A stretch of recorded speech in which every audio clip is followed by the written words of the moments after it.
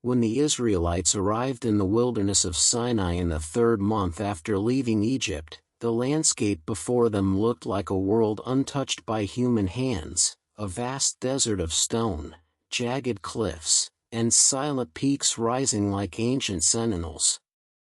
At its center towered Mount Sinai, dark and massive, its summit disappearing into swirling clouds that seemed to pulse with hidden power. The people pitched their tents in the plain below, unaware that they were about to witness events that would shape not only their destiny but the destiny of all generations that followed. For the first time in their journey, they were no longer fleeing from Egypt or being chased by Pharaoh. They were here because God had brought them here to reveal himself in a way no nation had ever seen, to speak not only to Moses but to an entire people, to form a covenant that would turn former slaves into a holy nation. The desert that once echoed with fear and wandering now carried the tremors of divine purpose. Moses ascended the mountain alone, climbing its rocky path until he entered the cloud covering the upper slopes. There, the voice of God called to him, a voice that carried both weight and tenderness. "Say to the house of Jacob," the Lord declared, "you have seen what I did to Egypt, and how I carried you on eagle's wings and brought you to myself.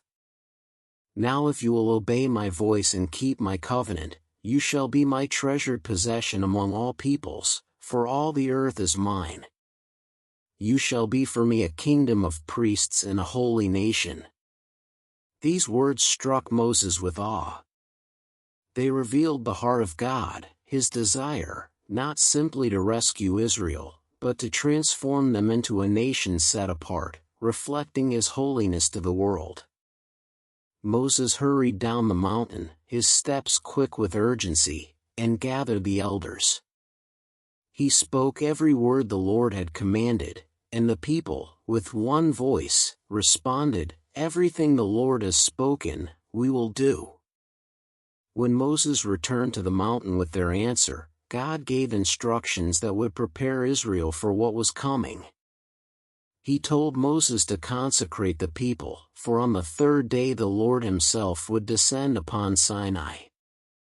Moses went through the camp, instructing the people to wash their clothes, purify themselves, and set their hearts toward the encounter ahead. Boundaries were set around the mountain. No person, no animal was permitted to touch it on penalty of death.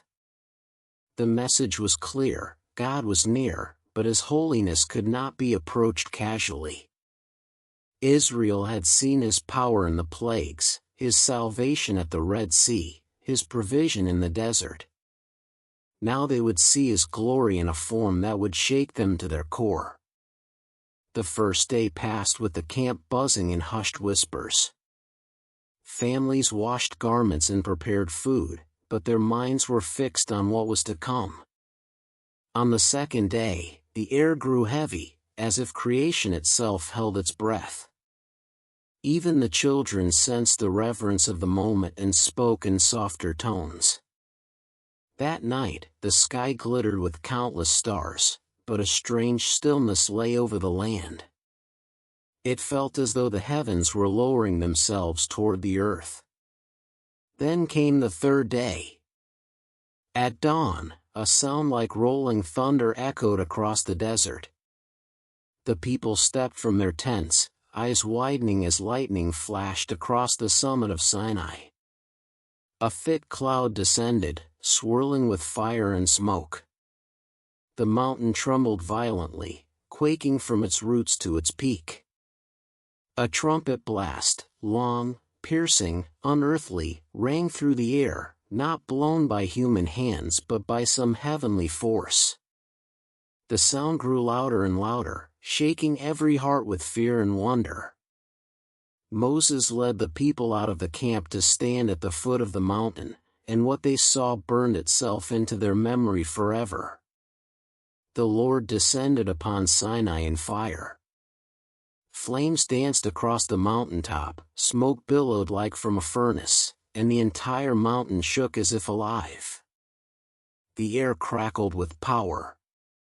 Heat radiated outward, but not a scorching heat, rather a holy heat, a heat that commanded reverence. The people trembled, falling back, shielding their faces. Some cried out. Others stood frozen. All felt the weight of God's presence pressing upon them like a mighty wind. Then Moses spoke, and God answered him in thunder. Moses ascended once more into the swirling cloud where the Lord waited. There, God warned him again to tell the people not to cross the boundaries. The holiness of God was not something they could casually step toward. It was too pure, too overwhelming, too glorious for mortal flesh. Moses descended again, relaying God's warning, and when he returned to the mountain, the Lord began to speak, not through Moses, not through signs, but directly to the people.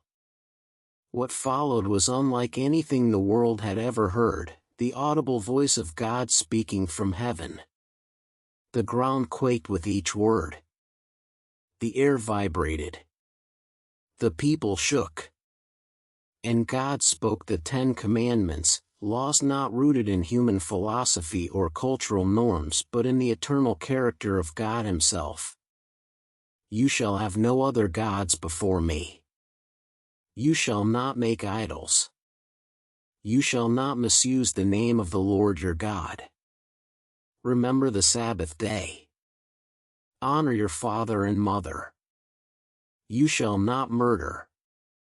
You shall not commit adultery. You shall not steal. You shall not bear false witness. You shall not covet. The words struck like lightning, clear, unmistakable, pure. The people could not bear the sound. As the voice thundered across the plain, they backed away, trembling, crying out to Moses, "Speak to us yourself and we will listen. But do not let God speak to us or we will die." They had learned in one terrifying, glorious moment the reality of God's holiness. Moses reassured them, telling them that God spoke this way so that His fear would remain with them, to keep them from sin. But even His voice could not erase the awe now etched into every soul. Moses approached the thick darkness where God was, and the Lord began to give him laws that would guide Israel's worship, justice, and community. These laws formed the foundation of a covenant, a sacred relationship between God and His people. While Moses stood in the cloud, the people remained below, awestruck, humbled, and forever changed. They had seen thunder, lightning, smoke, and fire. They had heard the voice of the Almighty. They had been brought to the edge of holiness and survived. The mountain stood before them as a reminder that the God who had rescued them from slavery was not a distant deity but the living, consuming fire who desired to dwell with His people. And in the days ahead, Moses would ascend again and again to receive the fullness of the covenant, but nothing would ever compare to the moment when God Himself spoke to Israel from the heart of the holy mountain. When the voice of God ceased and the echoes of thunder faded into the broken silence of the desert, the people stood trembling at the foot of Mount Sinai, their hearts pounding as though the very breath of heaven had shaken them. The ground beneath their feet still vibrated faintly from the divine presence, and the smell of smoke lingered in the air like an invisible reminder of what their eyes had witnessed. Families clung to one another, mothers held their children close, and elders leaned on their staffs with trembling hands. They had heard the commandments of the living God with their own ears. They had felt His nearness, His power, His holiness. And now, as Moses began to walk back toward the mountain, the people watched him with both reverence and fear, knowing that he was approaching a place no one else dared come near. The boundaries around Sinai stood firm, marking the threshold between human frailty and divine glory. God had commanded that no one, not even an animal, was to cross the boundary lines or touch the mountain. The people understood why now. One moment in God's presence had been enough to show them that His holiness was unlike anything they could comprehend. The mountain itself seemed alive, glowing faintly with divine fire even as the clouds thickened around its peak. Moses approached the trembling slopes with boldness born not of pride but of calling. He alone was invited to ascend. He alone had been chosen to act as mediator for the people. As he stepped within the boundary, the people instinctively took a step back, overwhelmed by the realization that their leader was walking into the very dwelling of the Almighty. When Moses entered the shadow of the cloud, the familiar voice of the Lord met him. The tone was different now, less thunder and more the deep, commanding weight of a king setting forth the terms of a covenant. God began to speak laws that would shape Israel not just morally but socially, spiritually, and ceremonially. These were not suggestions but divine decrees defining how God's people were to live in a world filled with injustice, idolatry, and cruelty. They were to be different, set apart, holy.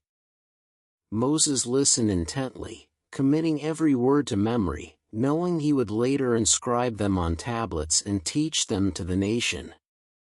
God spoke of altars, simple ones made of earth or uncut stone, not decorated or elevated like the pagan altars of surrounding nations. Worship was to be humble, pure, focused on God alone. He spoke of justice, laws about servants, restitution, violence, theft, property, and responsibility. Israel was not to mirror Egypt's cruelty or Canaan's moral corruption. They were to establish a society grounded in fairness and compassion, reflecting the character of the one who had rescued them from oppression. God gave laws about protecting the vulnerable, foreigners, widows, orphans, commanding Israel not to mistreat them, for they themselves had once been strangers in Egypt. Every word revealed the heartbeat of God: justice, mercy, truth, reverence, love. Meanwhile, at the base of the mountain, the people waited. Though the thunder had quieted, they dared not approach. Some whispered among themselves about what Moses might be hearing. Others sat silently, staring at the fiery summit, overwhelmed by the revelation of a God who demanded holiness but offered relationship. Children who had once wandered freely around the desert now sat close to their parents, sensing that this moment was unlike anything their nation had known. Israel was being shaped, refined, transformed, not by human wisdom but by divine instruction spoken from the heart of the mountain. Hours passed. Then Moses descended from the cloud, his face solemn, carrying the words of the covenant in his heart.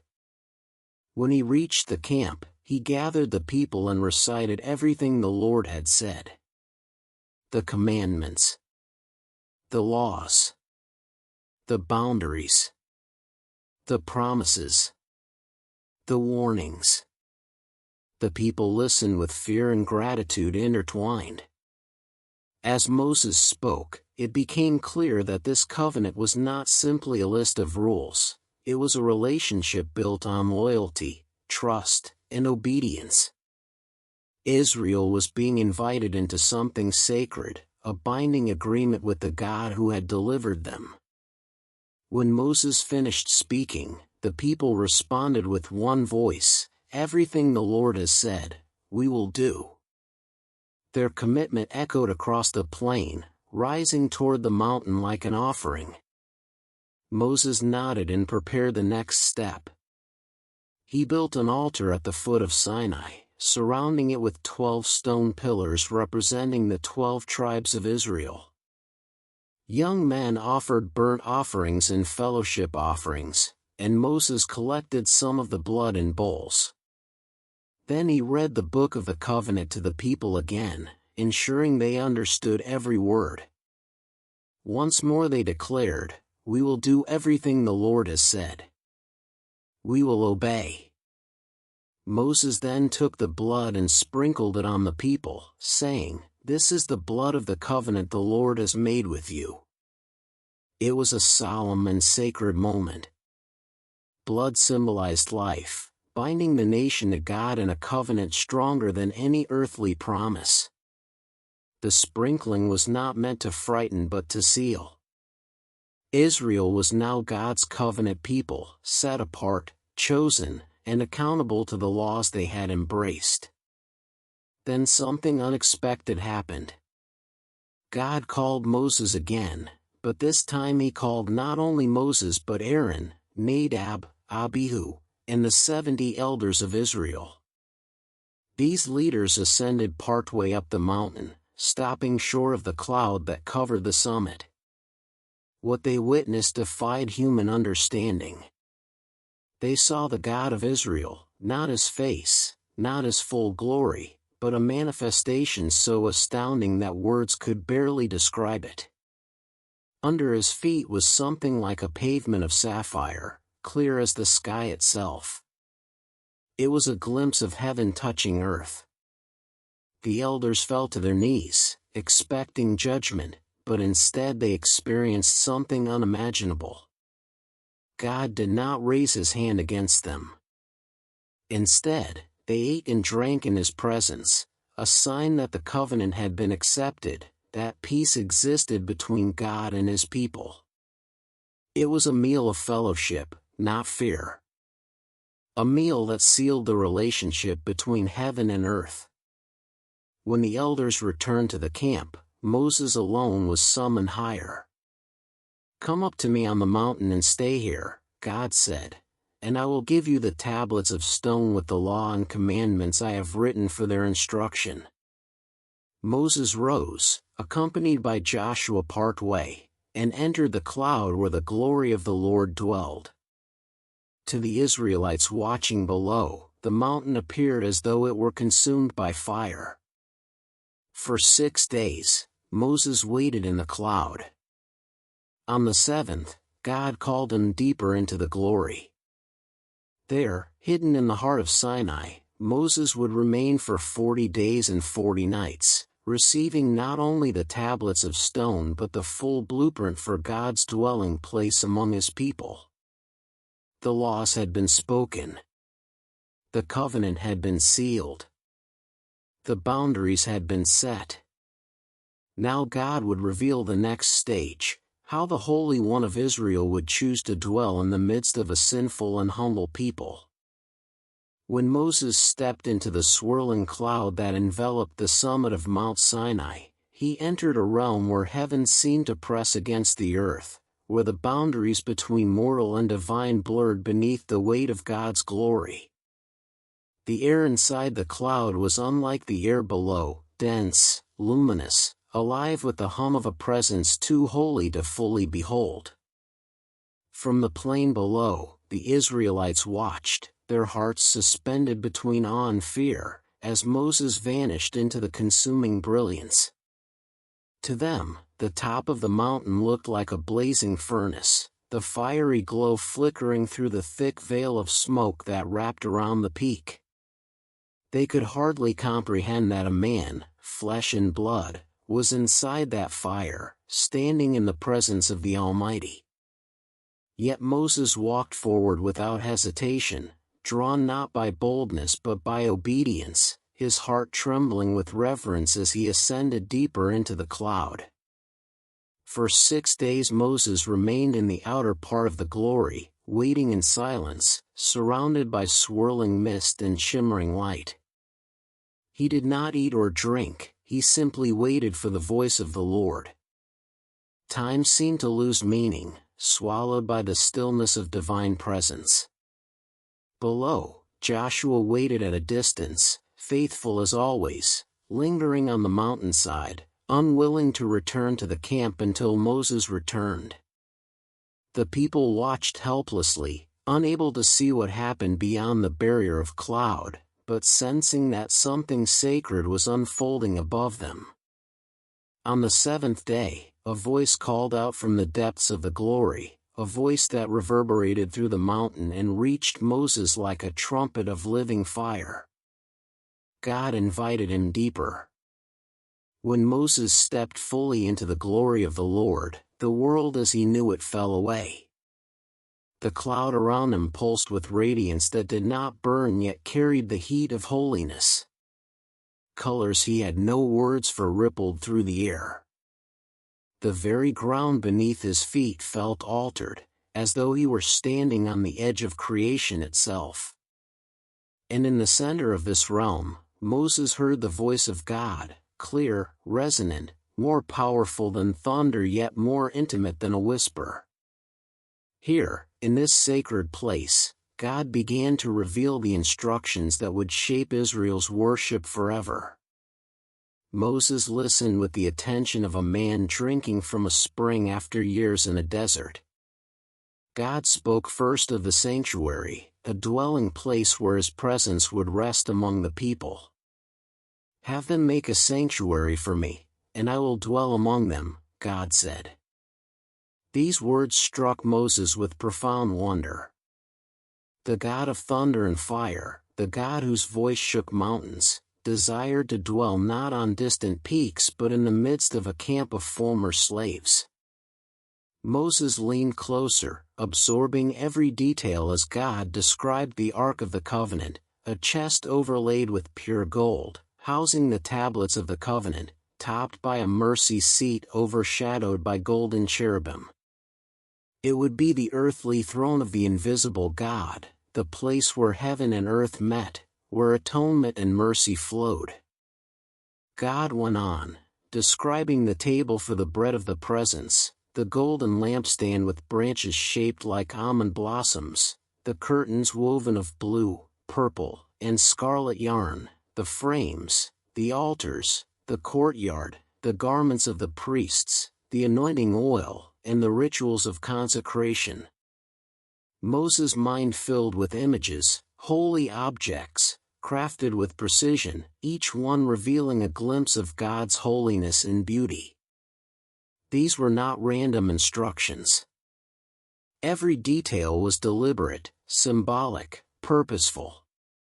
Every measurement echoed divine order. Moses understood that this sanctuary would be more than a tent. It would be a living testimony to God's desire for relationship and his standard of holiness.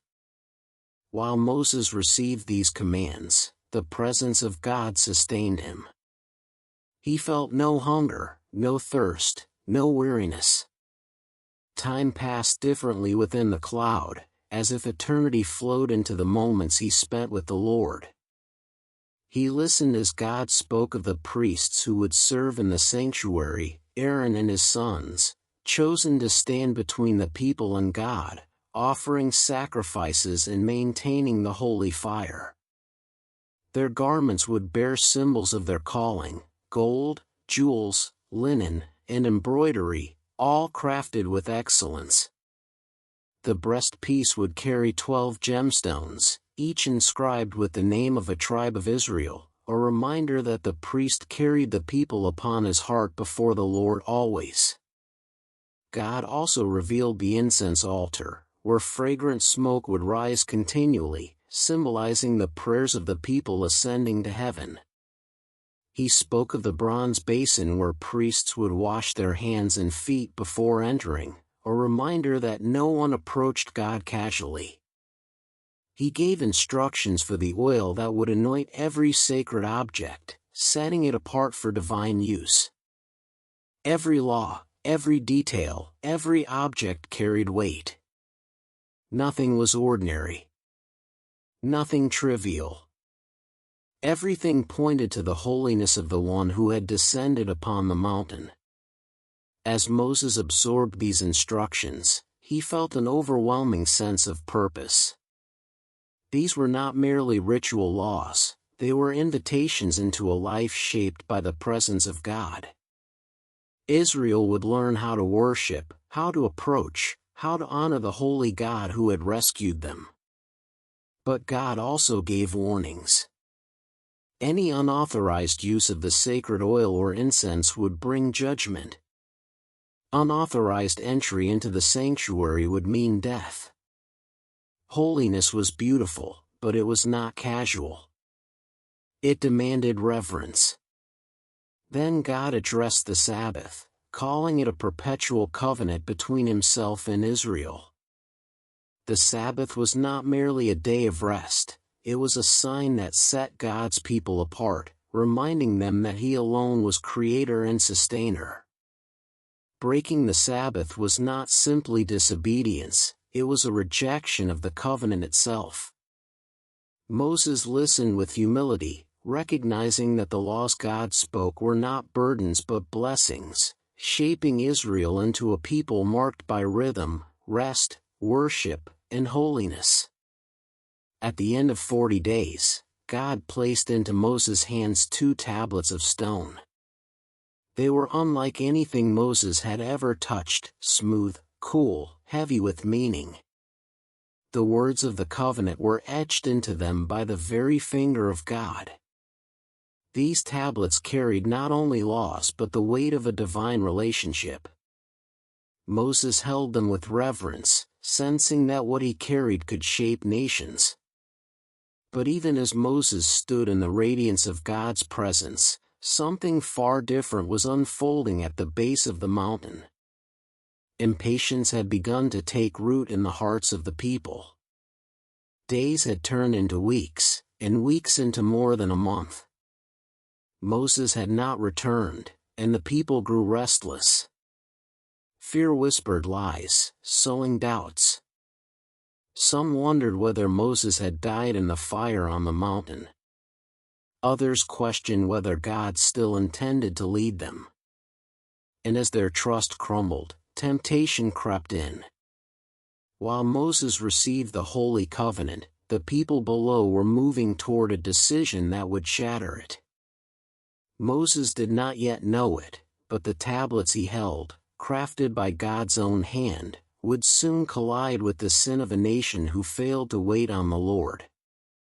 As the blazing glory atop Mount Sinai continued to burn like a heavenly fire, the people of Israel grew restless at its base, their eyes fixed on the summit that swallowed Moses more than a month earlier. What had felt at first like a sacred waiting eventually twisted into an unbearable uncertainty.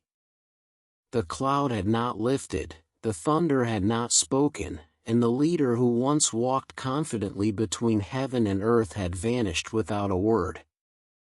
Mothers whispered among themselves, wondering if Moses had been consumed by the fire. Fathers glanced uneasily at the peak, asking if God had abandoned them. The young grew anxious, the elders watched in silence, and fear slowly eroded the memory of God's mighty miracles. The Red Sea felt distant now. Egypt felt distant too. Sinai felt overwhelming. And in the absence of sight, their hearts began to drift. Though they had pledged obedience, their promise proved fragile under the weight of waiting. A small group murmured first, their voices low but infectious. "What has become of Moses? Did he perish?" Another replied, "We need a leader to guide us." Another, "We need a God who will go before us." These whispers spread through the tribes like sparks catching dry brush. Anxiety turned to frustration, frustration to desperation. Soon the crowd pressed around Aaron, who stood a second in command, his face troubled as they approached him with urgency. "Make us gods who shall go before us," they demanded. "As for Moses, the man who brought us up out of Egypt, we do not know what has happened to him." Their words struck Aaron with the force of a blow. He remembered the plagues, the sea, the manna, the covenant. He knew the holiness of the God who thundered from Sinai. But he also felt the pressure of thousands of restless hearts demanding action. Instead of standing firm, he faltered. "Take off the gold earrings your wives, sons, and daughters are wearing," Aaron said, his voice betraying reluctance.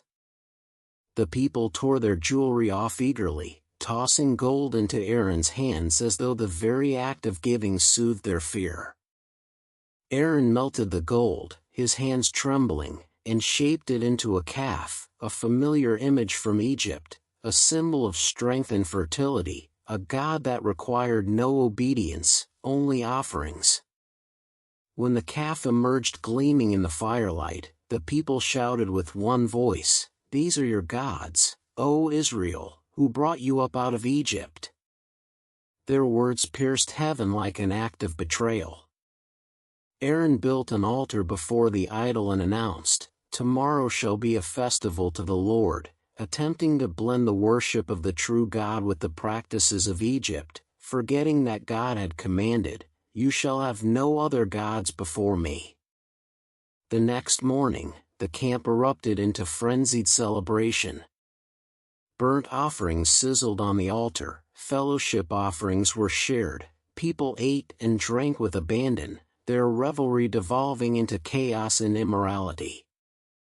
Laughter echoed through the valley, drums beat in wild rhythms, and voices rose in shouts of praise, not to Yahweh but to a golden image crafted by human hands.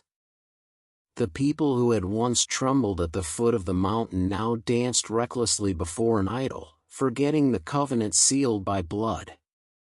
Their hearts turned from the invisible God to a visible substitute, and in that moment, they traded glory for shame. High on the mountain, Moses stood in the radiant presence of God, unaware of the corruption below. But God saw everything. His voice broke the stillness. "Go down at once," he commanded, "for your people, whom you brought up out of Egypt, have corrupted themselves." His words carried both sorrow and righteous anger. "They have turned aside quickly from the way I commanded them. They have made themselves a golden calf and worshipped it. Now leave me so that my anger may burn against them and that I may destroy them. Then I will make you into a great nation."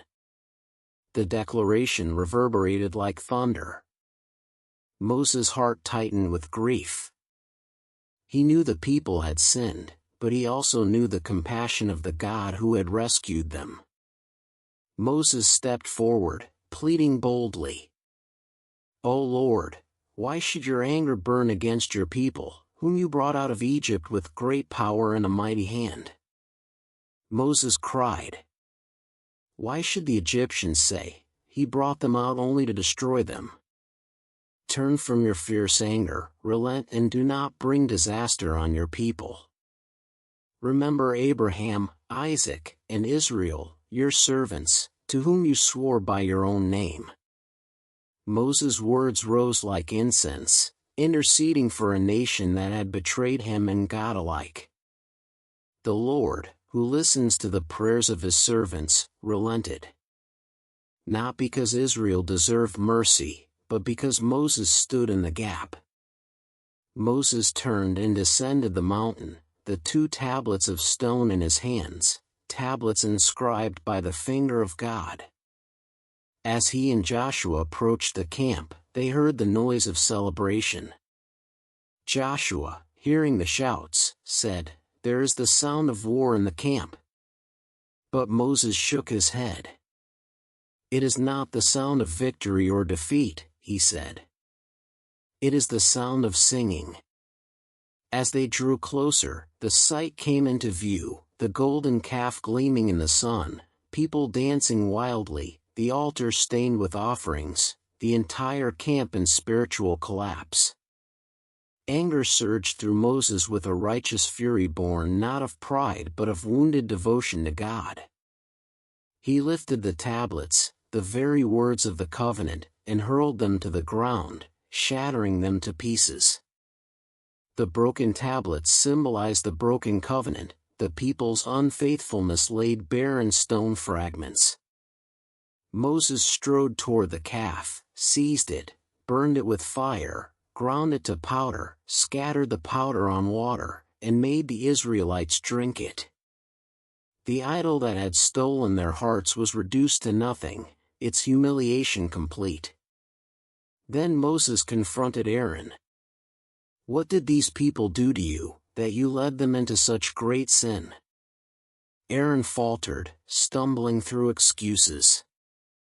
"You know how prone these people are to evil. They gave me the gold, I threw it into the fire, and out came this calf." Moses stared at him with sorrow and anger mingled. He saw not only failure but the cost of fear-driven leadership. Then Moses stood at the entrance of the camp and cried out, "Whoever is for the Lord, come to me." The sons of Levi gathered around him, choosing loyalty to God over loyalty to the crowd. Moses commanded them to restore order, and they acted with solemn resolve, ending the chaos and bringing fear back into the hearts of the people. The next day, Moses addressed the nation. "You have committed a great sin. But now I will go up to the Lord, perhaps I can make atonement for your sin." His voice carried exhaustion, grief, and unwavering determination. Moses ascended the mountain once more, carrying not tablets this time but the burden of a nation's guilt. He stood before God and prayed one of the most profound prayers in Scripture: "Please forgive their sin, but if not, blot me out of the book you have written." Moses offered his own place in God's book if it meant sparing Israel. It was a plea born of selfless love and deep intercession. God replied with justice and mercy intertwined. He would punish the guilty, but he would not destroy the nation. His presence would go with them, but with consequences that would shape them for generations. When Moses returned to the camp, the people watched him with trembling hearts. When the dust of judgment settled over the camp and the echoes of shattered stone faded into the stillness of the desert, Israel found itself in a moment of unbearable tension, caught between the holiness of God and the mercy extended through Moses. The golden calf lay reduced to powder, its humiliation complete, but the memory of their rebellion still hung in the air like smoke after a great fire. Faces were pale, voices hushed, and fear gripped every heart. People avoided meeting one another's eyes, knowing that the entire nation had stood at the edge of destruction. The revelation of their sin came like a harsh dawn after a long night, exposing the depths of their impatience and faithlessness. But perhaps the heaviest burden rested on Moses, who had returned from the mountain not only with the broken pieces of stone but with a broken covenant, a shattered trust, and a nation teetering on the brink of divine judgment. He had seen the consequences, now he sought a remedy. The morning after the calf was destroyed, Moses gathered the people before him.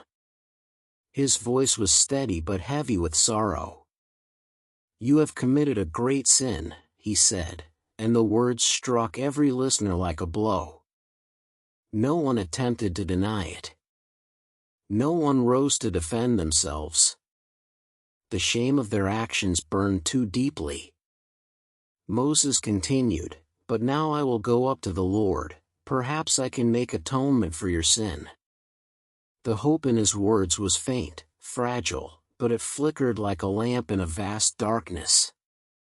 The people watched him turn toward the mountain once more, carrying nothing but a heart weighed down by the guilt of many. Their eyes followed him until he was only a silhouette against the fiery peak, and they wondered if he would return, or if this time, God's anger would consume both leader and nation alike. As Moses ascended, the mountain appeared different to him than before. The last time he climbed, he carried tablets fashioned by God's own hand, heavy with glory. Now he carried only the burden of intercession. When he reached the place where God had spoken with him, he fell to his knees and poured out his heart. "O Lord," he cried, "these people have committed a great sin and made themselves a god of gold. But now, please forgive their sin, but if not, blot me out of the book you have written." This was no ordinary prayer. It was the cry of a shepherd pleading for his flock, of a leader offering his own life in exchange for the people who had betrayed him. Moses was not defending Israel's sin, he was appealing to God's covenant, God's promises, God's character. It was one of the greatest moments of intercession in all of Scripture. God answered with both justice and grace. He told Moses that he would not erase Moses' name, nor would he destroy the entire nation. But the guilty would face consequences, and Israel would feel the weight of their rebellion in the days ahead. Still, God promised something vital: His presence would continue with them. It was not the full restoration Moses desired, but it was a beginning. When Moses descended the mountain again, he carried not tablets but God's words of conditional mercy. The people felt both relief and trembling dread. Their sin had not been ignored, but God had not abandoned them. The relationship was damaged but not broken beyond repair. In the days that followed, God instructed Moses to move the camp forward. But something changed. The tent where Moses met with God was moved outside the camp, far from the people. Anyone who wanted to seek the Lord had to leave the camp and go to the tent, symbolizing the distance their sin had created. Yet each time Moses entered the tent, the pillar of cloud descended and stood at the entrance, and God spoke with Moses like a man speaks with his friend. Whenever the people saw the cloud descend, they stood at the entrances of their own tents and bowed to the ground. Their reverence was real now, not born of excitement or noise but of sober awareness of their frailty before a holy God. Within the tent, Moses spoke with God again, his heart driven by one longing: restoration. He said, "You have told me, lead this people, but you have not let me know whom you will send with me. If you are pleased with me, teach me your ways." Moses understood that without God's presence, Israel was nothing. They could have land, armies, cities, and wealth, but without God, they would be no different from any other nation. God replied, "My presence will go with you, and I will give you rest." These words filled Moses with hope, but he pressed further. "If your presence does not go with us, do not send us up from here. How will anyone know that you are pleased with us unless you go with us? What else will distinguish your people from all the other nations?" Moses was fighting not for survival but for identity. Israel's uniqueness was not in their strength but in their God. God answered Moses' plea with gracious assurance. "I will do the very thing you have asked," he said, "because I am pleased with you and I know you by name." The intimacy of God's words pierced Moses' heart, but he longed for even more. In a moment of bold holy desire, he said, "Now show me your glory." It was a request no human had dared to speak. Yet God did not rebuke him.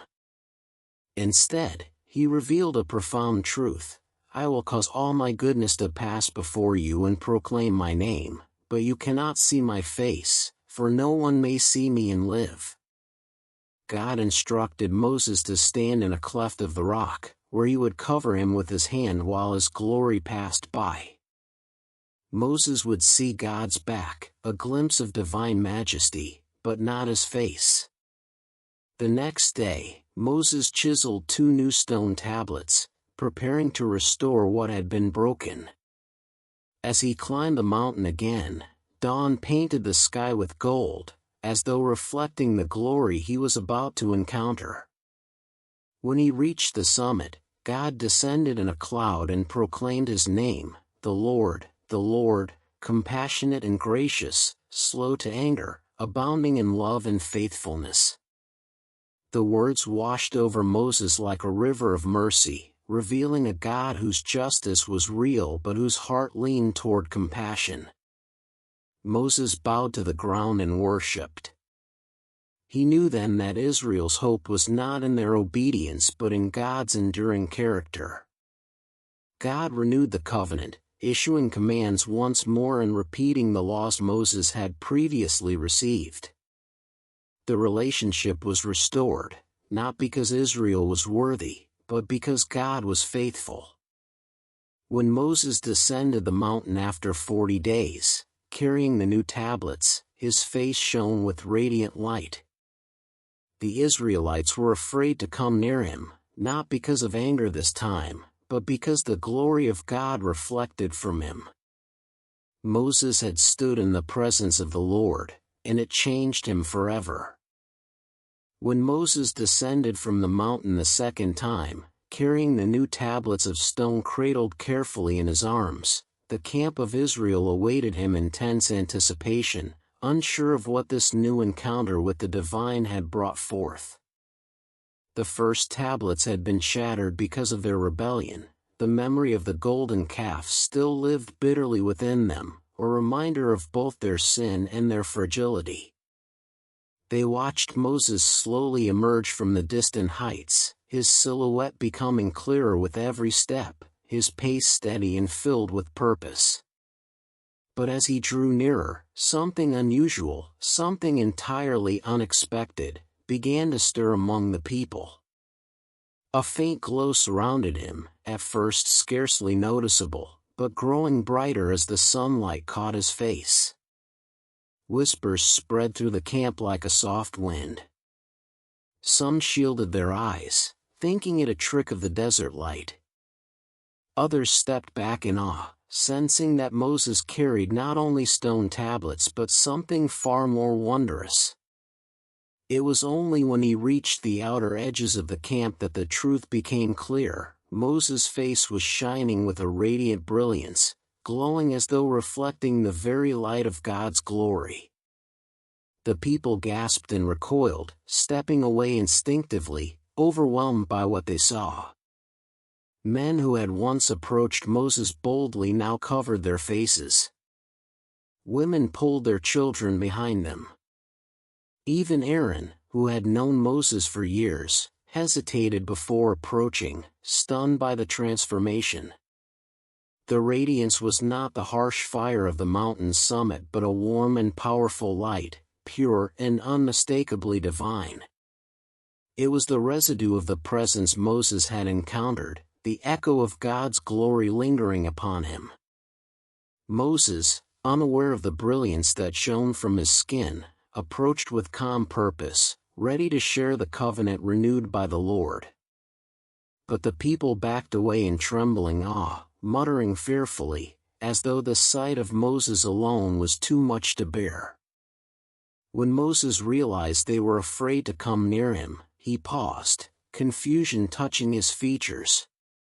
Aaron stepped forward first, gathering courage, and explained the fear gripping the camp. Moses listened carefully, then called out to the leaders, inviting them closer. Slowly, reluctantly, they approached, standing before him with reverence. Moses began to speak, recounting every word the Lord had told him on the mountain. As he spoke, the light from his face illuminated those around him, casting a warm glow on their features. The elders listened intently, their fear mingled with wonder, as though hearing the word of God carried on beams of divine radiance. When Moses finished instructing the leaders, he summoned the entire assembly. One by one, families approached, listening as Moses taught them the commands, the feasts, the laws of worship, and the covenant that had been restored. His voice carried authority shaped by encounter, his words bore the weight of heaven. But when Moses finished speaking to the people and turned from the assembly toward his tent, he placed a veil over his face. The radiance did not fade quickly, it clung to him like sunlight clings to the horizon long after the sun has set. Moses veiled his face not to hide the glory permanently but to shield the people from a light they were not yet ready to behold continually. Only when Moses entered the presence of the Lord in the tent of meeting did he remove the veil. There, face to face with the divine presence, the radiance renewed itself, deepening and strengthening like embers stoked once more into flame. Each encounter with God filled Moses anew, and each time he stepped out to speak to the people, the veil remained off until he finished delivering God's message. Then he covered his face again, honoring the distance between human frailty and divine splendor. The people of Israel watched these rhythms unfold day after day, their awe deepening. For the first time, they saw clearly what it meant for a man to walk intimately with God. The light on Moses' face was not a metaphor but a living testament to the power of God's presence. Every Israelite, from the youngest child to the oldest elder, remembered the day Moses walked into the fire of Sinai and the day he returned shining like the dawn. His radiance became a symbol, a reminder of the covenant renewed, of a God who was holy yet merciful, of a leader chosen to mediate between heaven and earth. Yet beneath this visible glory lay a deeper transformation within Moses himself. The man who had once fled Egypt in fear now stood as a fearless intercessor. The shepherd who once doubted his calling now carried the weight of a nation with unwavering strength. His encounters with God did not only change his face, they changed his character, his authority, his vision.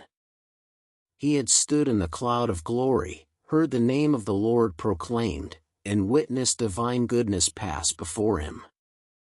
He had tasted a closeness to God that few in human history would ever know.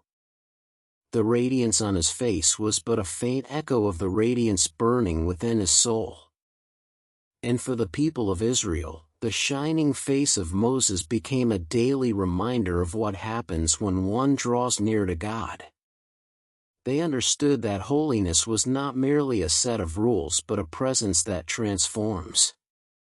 They saw that God's glory was not distant but could rest upon a human being. They recognized that their covenant was not merely a formal agreement but a living relationship embodied in the man who walked among them with skin that reflected heaven. Though they could not yet bear the full weight of that glory, what they saw stirred in them a reverence that shaped their obedience and reminded them constantly of the God they served. As Moses continued to lead the nation, every interaction with God renewed the glow on his face. The people learned to live with it, to respect it, to understand that this radiance was not Moses' own but a borrowed light, a mercy that God allowed to remain as a sign among them. The desert was vast, the future uncertain, the challenges many. But each time they saw the shimmer of glory on Moses' face, they remembered that God had not abandoned them, that his presence still dwelled near, and that their journey, though difficult, was guided by the one who shone brighter than the sun. Moses' glowing face became a beacon of hope in the wilderness, a testimony that the God who spoke on Sinai was still with them, still leading them, still shaping them into his people. When the radiance on Moses' face began to settle into a rhythm the people could recognize, he gathered the entire assembly of Israel, calling tribes, families, elders, and children to stand before him, for God had given instructions unlike anything they had heard before. They had witnessed plagues, a parted sea, heavenly manna, and the voice of God thundering from Sinai. Yet what Moses now prepared to announce would change not only their worship but the very way they understood God's nearness. As the crowd spread before him like a living sea of faces, Moses held the tablets close and spoke with the authority of one who had stood before the Almighty. His voice carried over the camp, "These are the things the Lord has commanded you to do." A hush fell instantly. Israel leaned in, not with restless curiosity but with reverence born from fear and awe. Moses began to reveal the blueprint of the tabernacle, the sacred dwelling place of God among his people, a structure unlike any sanctuary known in Egypt or Canaan, a holy tent where heaven would meet earth in the midst of the camp. Moses told them first of the Sabbath, reminding them that even in the sacred work of building God's dwelling, they must not forget rest, for holiness began with obedience. Then he spoke of the offering, "Take from among you an offering to the Lord. Everyone who is willing is to bring gold, silver, bronze, fine linen, goat hair, ram skins dyed red, precious stones, oils, spices, and acacia wood." The people listened in astonishment. God, who needed nothing, invited them to participate in something extraordinary. This was not a tax nor a demand of forced labor. It was an invitation for willing hearts to give. For many, these treasures were the last remnants of Egypt's wealth, items they had carried through the desert, symbols of their past captivity. Now God called them to transform those treasures into instruments of worship, turning reminders of bondage into vessels of glory. As Moses described the tabernacle, the imagery unfolded before their minds like a vision. An ark made of acacia wood overlaid with pure gold, topped with a mercy seat and overshadowed by two golden cherubim facing each other, wings stretching outward as though guarding the throne of the invisible God. A table for the bread of the presence, where 12 loaves would sit as a perpetual reminder of God's provision. A lampstand crafted with branches shaped like almond blossoms, its light never to be extinguished. Curtains woven with blue, purple, and scarlet yarn, depicting heavenly scenes. Frames and crossbars, hooks and clasps, altars and basins, all precise, all ordered, all infused with meaning deeper than the people yet understood. Every detail revealed a truth. God desired to dwell with his people, not in distant thunder on the mountain, but in a sanctuary among their tents. The people were moved.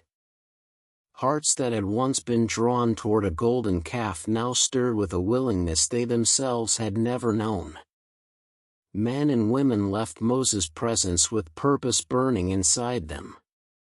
Soon, the camp buzzed with movement. Families brought gold bracelets, rings, necklaces, and ornaments. Women unspun fine linen and wove fabric with skilled hands.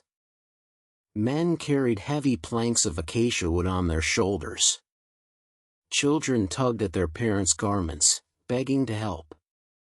It was the first time since leaving Egypt that the entire nation moved toward one purpose with unity and joy. The offering became so overwhelming that craftsmen would later tell Moses there was more than enough, so much so that Moses commanded the people to stop giving. The Lord had appointed 2 specific craftsmen to lead the work, Bezalel son of Uri, of the tribe of Judah, and Oholiab son of Ahisamach, of the tribe of Dan. Bezalel had been filled with the Spirit of God, endowed with wisdom, understanding, knowledge, and skill in all kinds of craftsmanship. Oholiab, likewise gifted, would assist him. These men, once simple artisans in Egypt, now carried divine inspiration in their hands. The Spirit transformed their abilities into instruments of worship. They taught others, guided teams, shaped gold, carved wood, wove fabric, and engraved stones. The work of their hands would house the presence of the Most High. Day after day, the people watched as the pieces of the tabernacle slowly came to life. The curtains were woven with cherubim patterns, wings stretching in silent praise. The boards of acacia wood were shaped and polished until they gleamed. Rings and clasps were forged to connect the frames, creating a structure that could be assembled and disassembled throughout the wilderness journey. The altar of burnt offering took shape, its bronze horns gleaming in the sun. The bronze basin, polished to a mirror-like shine, would hold the water for purification. The lampstand, hammered out of a single piece of gold, stood as a masterpiece of sacred art, its branches symbolizing life, its flames symbolizing divine illumination. But the heart of the tabernacle was the ark. When Bezalel finished crafting it, every Israelite who saw it, even from a distance, felt a reverent chill. The mercy seat, pure gold, reflected the firelight like molten sunlight. The cherubim's wings arched over it as though sheltering a holy mystery. This was the earthly throne of the unseen God, the place where atonement and presence would meet, where sins would be covered once a year under blood, and where Moses himself would hear the voice of God between the wings of the cherubim. No idol, no carving, no representation of God was allowed, only the empty throne, declaring that the God of Israel could not be contained in an image. As the sanctuary neared completion, a sense of anticipation spread through the camp. Israel understood that something unprecedented was happening. They were building not for a king, not for a priest, not for themselves, but for God. The tabernacle would stand at the center of their camp, surrounded by tribes arranged in precise formation. Every time they opened their tent flaps, they would see it. Every morning and evening, they would smell the offerings rising from the altar. Every night, they would see the glow of the lampstand from the holy place. God would be the center of their lives, visibly, tangibly, undeniably. When Moses inspected all the work, piece by piece, stitch by stitch, he saw that the craftsmen had done everything exactly as the Lord commanded. There was no deviation, no shortcut, no compromise. The people had obeyed with a reverence shaped by their failures and renewed by God's mercy. Moses blessed them, a blessing that flowed like water through the camp, filling the hearts of all who had labored. Soon, the moment would come to raise the tabernacle for the first time, to assemble the dwelling place of God, piece by piece, until the structure stood complete. And when it rose, the glory of the Lord would descend, filling the sanctuary with a presence so overwhelming that even Moses could not enter. The God who spoke from Sinai would now dwell among his people not with thunder, but with companionship, leading them, guiding them, and shaping them into a nation set apart. When the final pieces of the tabernacle lay completed, every curtain woven, every frame polished, every vessel crafted with careful hands, the camp of Israel buzzed with a sense of holy anticipation that neither wind nor silence could suppress. The months of labor, the offerings freely given, the sweat poured out under the desert sun all led to this moment, the day God's earthly dwelling would finally be assembled. People gathered around the construction site, watching craftsmen carry boards of acacia wood, bronze bases, golden rings, embroidered curtains, and sacred tools. Children clung to their parents' robes, peeking past the legs of adults to glimpse the sacred items they had only heard about from Moses' teachings. Even the elders stood in reverent silence, humbled that a nation born from slavery was now building a dwelling place for the God who had shattered the might of Egypt. Moses lifted his hand, signaling Bezalel, Oholiab, and all the skilled workers to begin assembling the structure exactly as the Lord had commanded. The first pieces set in place were the frames, standing upright like the backbone of a living tent. Each board was fitted into bronze bases hammered smooth by skilled hands. The workers moved with precision, sliding each piece into alignment, connecting gold-plated crossbars that ran across the back and sides, forming a sturdy skeleton that gleamed in the sunlight. Then came the curtains, great swaths of finely twisted linen woven with blue, purple, and scarlet yarn, adorned with images of cherubim whose wings stretched across the fabric in silent guardianship. Workers climbed ladders, lifted the curtains over the frames, and let them fall like a soft veil of holiness over the structure. The colors shimmered in the desert air, transforming the humble assembly into something otherworldly. Then the ram skins dyed red were placed over the linen, followed by the protective covering of durable hides, layers of meaning and beauty, each one reflecting a truth about God's protection and presence. Inside the holy place, sacred objects were carried with utmost care. The lampstand, the golden menorah hammered from a single piece of gold, was set on the south side, its branches curling like almond blossoms ready to bloom with heavenly light. Opposite it stood the table for the bread of the presence, overlaid with pure gold, its surface smooth and shining. On the table Moses arranged 12 loaves, one for each tribe of Israel, symbolizing God's provision. At the center, closer to the veil, stood the altar of incense, where fragrant smoke would rise like prayers ascending to the throne of heaven. Moses himself prepared the incense, a holy mixture no one was permitted to copy, its scent rich and sweet, filling the air with a reminder of God's closeness. Next came the most sacred part of all, the inner sanctuary, the most holy place. The veil that separated this sacred space was brought forth, a magnificent curtain woven with intricate images of cherubim. Its colors and patterns radiated reverence. Strong men lifted it carefully, fastening it to 4 gold-covered posts standing like sentinels.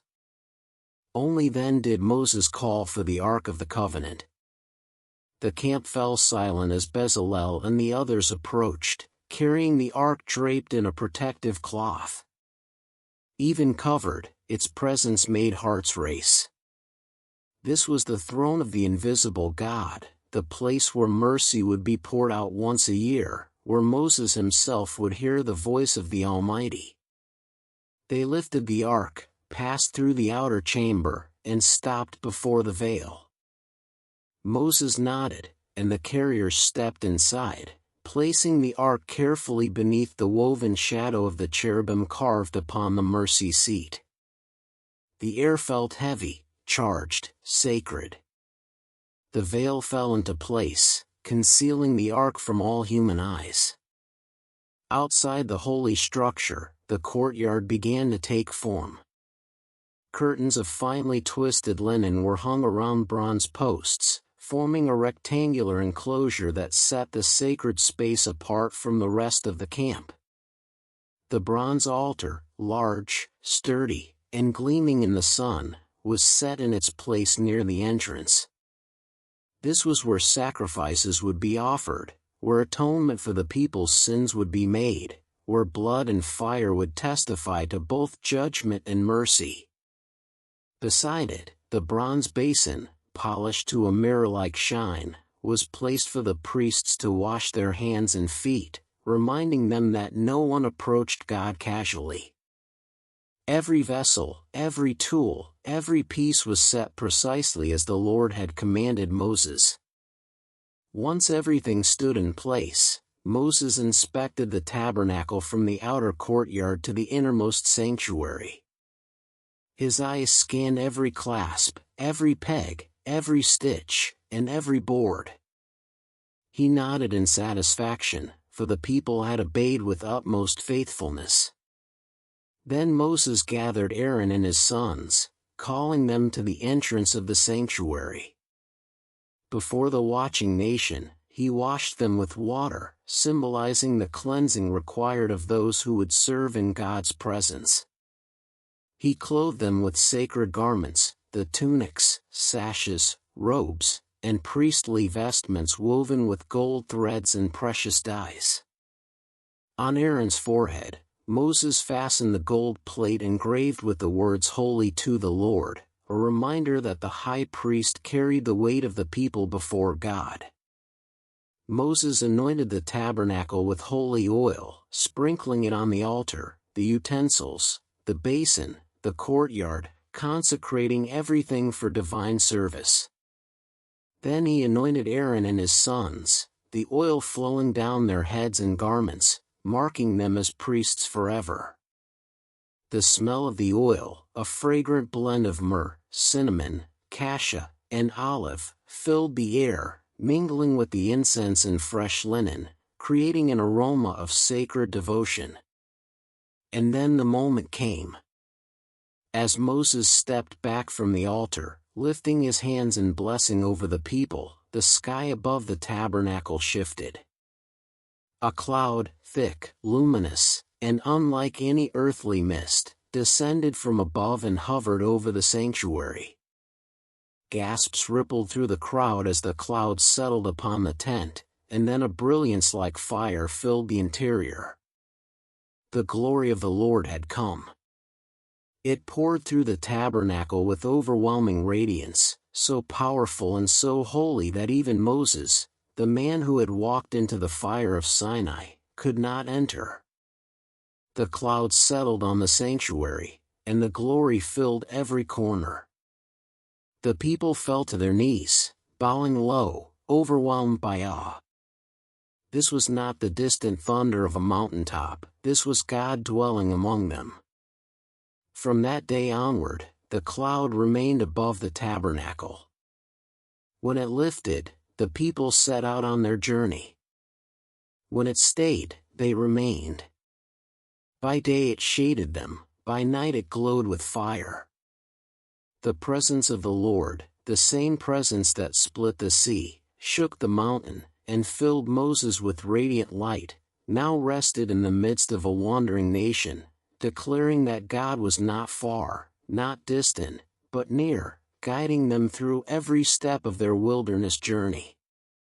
When the glory of the Lord descended upon the tabernacle and filled it with a radiance no human could bear to enter, the people of Israel knew that their God, the God who split seas, humbled Pharaoh, and thundered from Sinai, had chosen to dwell among them not merely in signs and wonders, but in continual presence. The cloud that settled over the sanctuary became immediately different from every natural cloud they had ever seen. It glowed with a gentle brilliance, shifting like living light, pulsing softly as if with the heartbeat of heaven itself. The nation watched in breathless silence, kneeling on the desert sand, for they understood that this cloud was not a symbol, it was the very presence of the Almighty. Children clung to their mothers, elders bowed deeply, and warriors lowered their weapons in reverence. The fire within the cloud flickered like the flame of the burning bush Moses once saw, unconsuming yet alive with divine power. For the first time since leaving Egypt, every Israelite knew exactly where God was, right there, dwelling in their midst. From that day forward, the rhythm of Israel's life changed. The cloud became their compass, their calendar, their guardian, and their constant assurance. Whenever the cloud lifted from the tabernacle, rising like a pillar of light into the sky, Moses knew that God was calling the nation to move. The trumpets would sound, the tribes would form their ranks, and the camp would come alive with movement. Families packed tents, rolled up mats, gathered children, secured carts, and prepared their livestock. The Levites dismantled the tabernacle piece by piece, wrapping the sacred objects with prescribed coverings, placing the ark upon its carriers, and organizing every item precisely as God instructed. The entire process unfolded with holy order. Then the tribes began to march, Judah in the lead, then the others, each tribe in its assigned position, forming a majestic column stretching across the desert. With every step they took, the cloud moved ahead of them, towering in the sky like a banner of divine promise.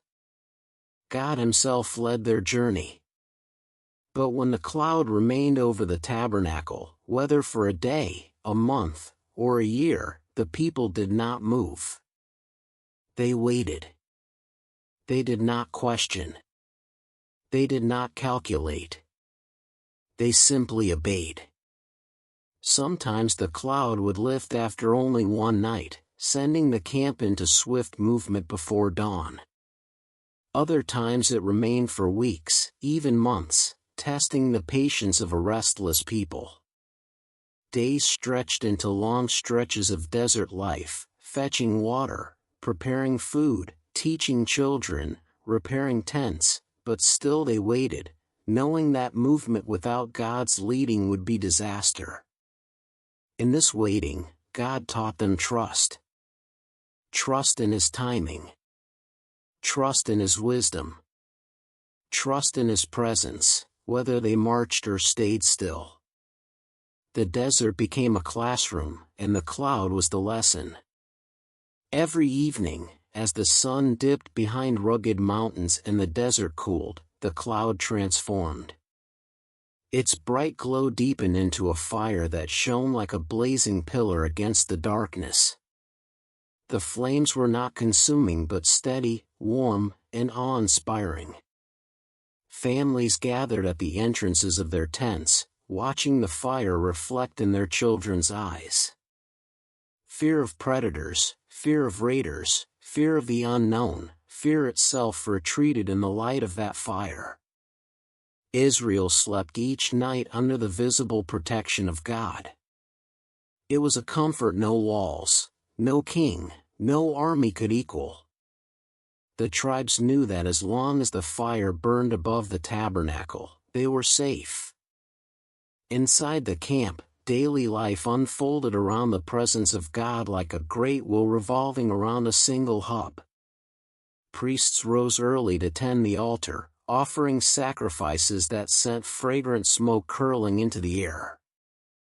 The lampstand inside the holy place burned continually, symbolizing God's unending light.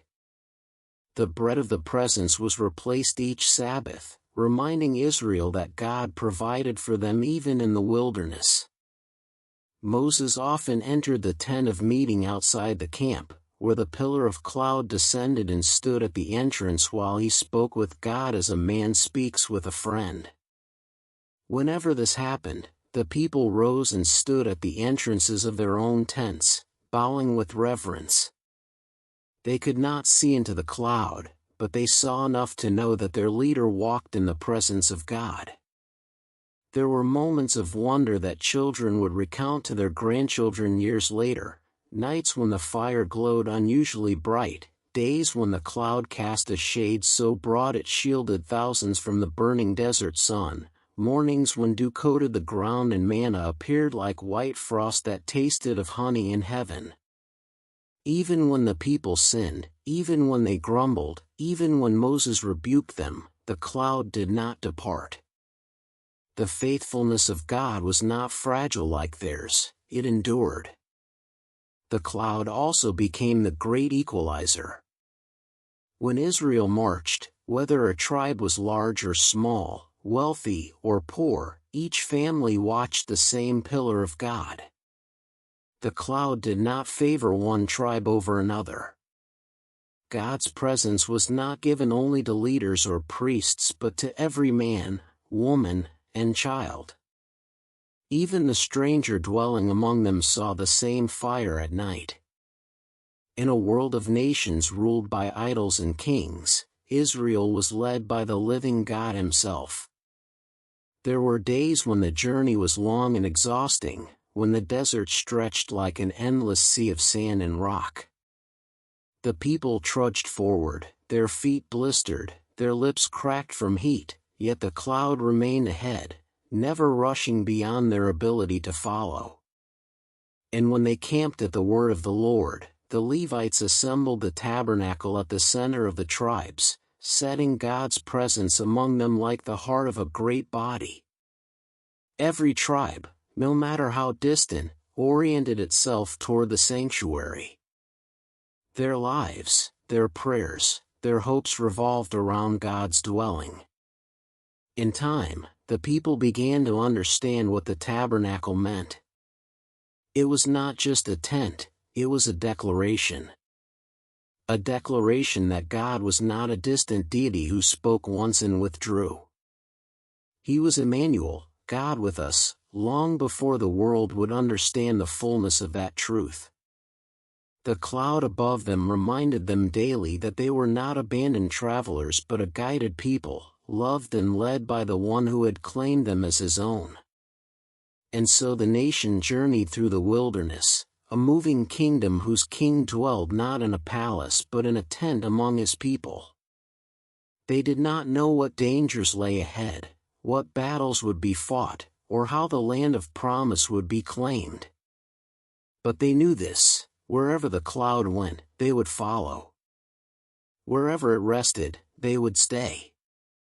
And in this obedience, shaped by presence, they were transformed from a wandering group of former slaves into a nation learning to live under the guidance of the Almighty. When the cloud of the Lord rested above the tabernacle and the fire glowed through the night, the people of Israel knew that the God who had delivered them from Egypt was not merely a miracle worker of the past but the one who intended to shape their future. Yet this shaping required something far more difficult than crossing a sea or watching plagues fall upon their enemies. It required obedience, a daily surrender of their own desires, impulses, and fears to the will of a holy God. The wilderness, harsh and unforgiving, became the training ground for a people who had known only slavery, not freedom, only commands of taskmasters, not commandments of a loving God. And so every sunrise brought new opportunities to learn obedience, trust, and faith from the one who walked with them in cloud and fire. At first the people marveled at the consistency of God's presence. When the cloud lifted, they packed their belongings without question. When it settled, they erected their camp with diligence. But obedience was tested not in motion, but in stillness. Days of waiting turned into weeks, and weeks into long, stagnant months. The people grew restless. Whispers spread through the tents, "Why aren't we moving? Has Moses heard wrong? Is God angry with us?" Yet the cloud did not move, and neither did the nation. God was teaching them that obedience was not simply doing but also waiting, trusting His timing even when their own hearts demanded progress. Moses walked through the camp daily, offering words of encouragement and reminders of the Lord's faithfulness. He reminded them of the Red Sea, the manna, the water from the rock, the covenant at Sinai, all signs that God had not abandoned them. But even so, the people wrestled with their old habits. Freed from Egypt but not yet freed from their inner slavery, they struggled against impatience, fear, and complaints. Mothers tried to quiet children asking when their next journey would begin. Fathers paced at the edge of camp, longing for movement, purpose, and progress. Even elders debated among themselves whether Moses understood God's will correctly. Yet the cloud remained still, a silent declaration that the God who led them out of bondage would lead them forward only when the moment was right. And so obedience became a discipline learned through waiting. But waiting was only one lesson. The people also learned obedience in worship. Every morning, priests rose to offer sacrifices, tending the altar with reverence. The smell of burning offerings drifted through the camp, reminding Israel that sin was not a light matter and that approaching God required humility. The laws given at Sinai governed every aspect of their lives: how they ate, how they worked, how they rested, how they treated one another. These laws were not burdens but blessings, forming a moral compass for a nation that once had none. The wilderness became a classroom where holiness was taught not through lectures but through daily actions. If a person touched something unclean, they followed God's instructions for purification. If disputes arose, leaders judged according to the law. If someone sinned, they brought a sacrifice and repentance. Slowly, through thousands of daily choices, Israel learned obedience not as duty but as devotion. Still, the challenge of obedience deepened when hardships arose.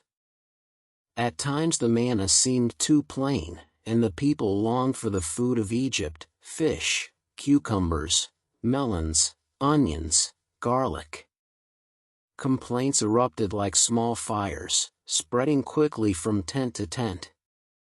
Some spoke openly against Moses and Aaron, blaming them for discomfort, for hunger, for thirst. Yet Moses brought every complaint before God, pleading not only for the people's needs but also for their forgiveness. God provided quail when they demanded meat, water when they thirsted, direction when they were confused. Yet He also disciplined them, teaching them that rebellion carried consequences. A nation could not fulfill its destiny if it would not obey its God. There came moments when obedience required courage. When the cloud lifted unexpectedly after a long period of rest, the people hurried to break camp, unsure of what awaited them. The desert loomed with its dangers: steep ravines, venomous creatures, hostile tribes. Yet obedience meant following the cloud regardless of fear. Men gripped their staffs more tightly, mothers held their children close, and elders whispered prayers as the nation marched. But with every step, they learned that obedience was safer than independence, for the God who guided them was more powerful than all dangers surrounding them. Even Moses, the faithful leader, learned obedience through trials. The weight of guiding an entire nation pressed heavily on him. Some days, he felt alone, burdened, and overwhelmed. But he returned again and again to the tent of meeting, where God spoke to him face to face. In those sacred moments, Moses learned that obedience was not merely following commands but walking in relationship with the one who gave them. His strength came not from his role but from God's voice, and his leadership inspired others to seek obedience themselves. Obedience also shaped the Israelites' identity. They were no longer a scattered group of former slaves; they were becoming God's treasured possession, a holy nation, a kingdom of priests. Their obedience to God's law set them apart from surrounding nations, teaching them that holiness was not isolation but dedication. Neighbors saw their unity, their worship, their purity, and knew that Israel's God was unlike any other. Though Israel struggled often, faltered frequently, and questioned repeatedly, God remained patient. His presence in the cloud did not depart. His fire by night did not dim. His mercy endures even when obedience wavers. There were also days when obedience brought unexpected blessings. When the people followed God's timing, they found rest beside oasis springs, shade beneath unexpected cliffs, and peace in valleys shielded from harsh winds. When they obeyed with joyful hearts, songs filled the camp: songs of Moses, songs of Miriam, songs of gratitude for deliverance. Children played without fear, elders told stories of God's wonders, and families gathered around evening fires to recite the laws and remember His promises. The camp felt alive with purpose, shaped not by their will but by God's. In time, obedience became their greatest strength. It united tribes, restored harmony, and prepared them for the journey ahead. The people realized that obedience was not a path to restriction but to freedom, the freedom to live under the protection, guidance, and blessing of the Almighty. The cloud remained their guide, and their hearts slowly learned to follow not out of fear but love. For the God who dwelled among them was worthy of every sacrifice, every moment of patience, every act of devotion. And as the wilderness stretched before them, vast and unknown, Israel's hope did not rest in their own abilities but in their obedience to the one who led them. Their future, every battle, every blessing, every promise, depended on walking in step with God. And with each lesson learned, each moment of surrender, they became a people shaped not by the desert but by the divine presence guiding them through it. When months passed beneath the silent guidance of the cloud and the unbroken glow of the fire, the people of Israel began to change in ways they did not immediately recognize. The wilderness did not soften them, it refined them. The same God who shattered Egypt was now shaping his people slowly, steadily, deliberately, like a potter working clay until it becomes something entirely new. Israel, once fractured by fear, complaint, and confusion, was learning unity not through force but through shared dependence on the presence of the Almighty. Every tribe, every family, every individual lived under the same cloud, ate the same manna, followed the same commands, and rested in the same hope. Though the desert was harsh, the presence of God bound them together more tightly than any human leader could. The tribes began to see how interconnected their lives were. When the cloud moved, all 12 tribes rose as one. When it settled, all 12 camped in perfect formation around the tabernacle. Judah marched first, then Issachar and Zebulun, Reuben's camp followed, Levi carried the sacred things, Ephraim and the others came behind. It was not merely organized movement, it was a living picture of unity centered on God's dwelling. If one tribe failed to prepare in time, the entire nation suffered delay. If one tribe doubted, murmuring spread easily. But if one tribe worshipped with joy, singing rose from thousands of tents, strengthening the hearts of all who heard. Israel learned that obedience was not a private matter, the choices of one tribe affected the whole nation. Around evening fires, families spoke not only of Egypt's downfall but of what God was forging within them. Fathers taught their children the laws God had spoken at Sinai, laws about justice, mercy, honesty, purity, generosity, and reverence. Mothers told stories of their deliverance, reminding their sons and daughters that they served a God who listened, saw, and saved. Elders recited the history of Abraham, Isaac, and Jacob, proving that the God who called their ancestors was the same God who now dwelled in the cloud above their tents. Slowly, reverence grew. Children memorized the Shema before it would one day be written, young men took ownership of the covenant, young women embraced the hope of belonging to a holy nation. Transformation seeped into the smallest corners of daily life. Even the priests became symbols of unity. Aaron and his sons served not one tribe but all 12. When they lit the lampstand, it was for the whole nation. When they prepared sacrifices, they carried the sins of all Israel before the altar. When the incense rose, its fragrance represented the prayers of every soul, those who prayed in words and those who prayed in silent longing. The tabernacle was no mere tent, it was the center of a communal relationship with God. The people saw that holiness was not experienced in isolation but in community. A single worshiper knelt before God, yet the entire nation shared the blessing. Unity also took shape in the laws of justice.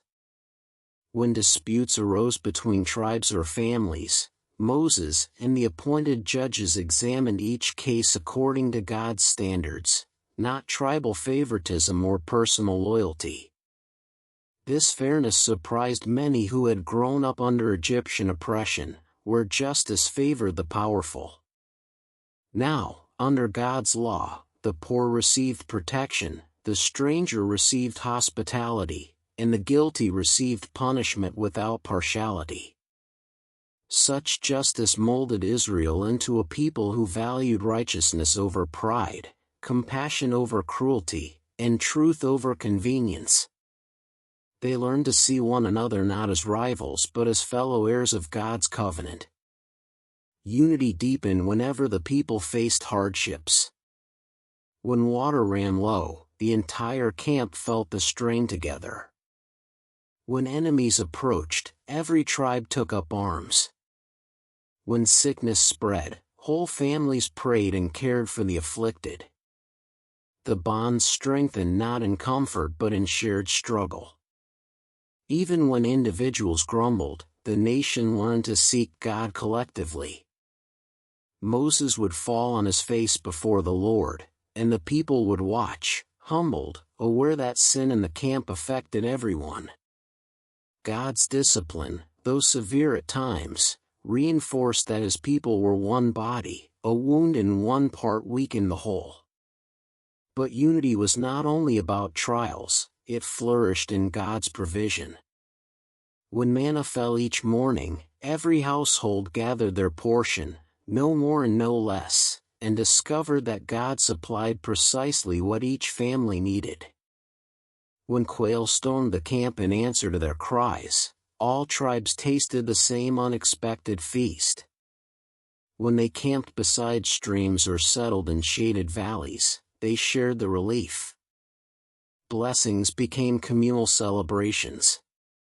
Songs rose from thousands of hearts, percussion of hand drums echoing across the sands, voices united in praise to the God who fed, protected, and sustained them all. One of the greatest transformations of all occurred in their understanding of identity. No longer were they a mass of former slaves scattered without purpose, they were becoming a nation set apart. Their unity was rooted not in tradition, bloodline, or homeland, they had none yet, but in the presence of God who journeyed with them. Their story, once fragmented by suffering, was now knit together into a single narrative of redemption. Each tribe carried its own history, but all tribes shared one destiny. They were the people through whom God would reveal His holiness to the world. They were witnesses to His power, recipients of His covenant, and carriers of His promises. As the months continued, the people noticed something profound: unity brought peace. Disputes lessened, sharing increased, and listening became more common than complaining. Children played between the tents of different tribes without fear. Families helped one another repair tents, tend flocks, and gather manna.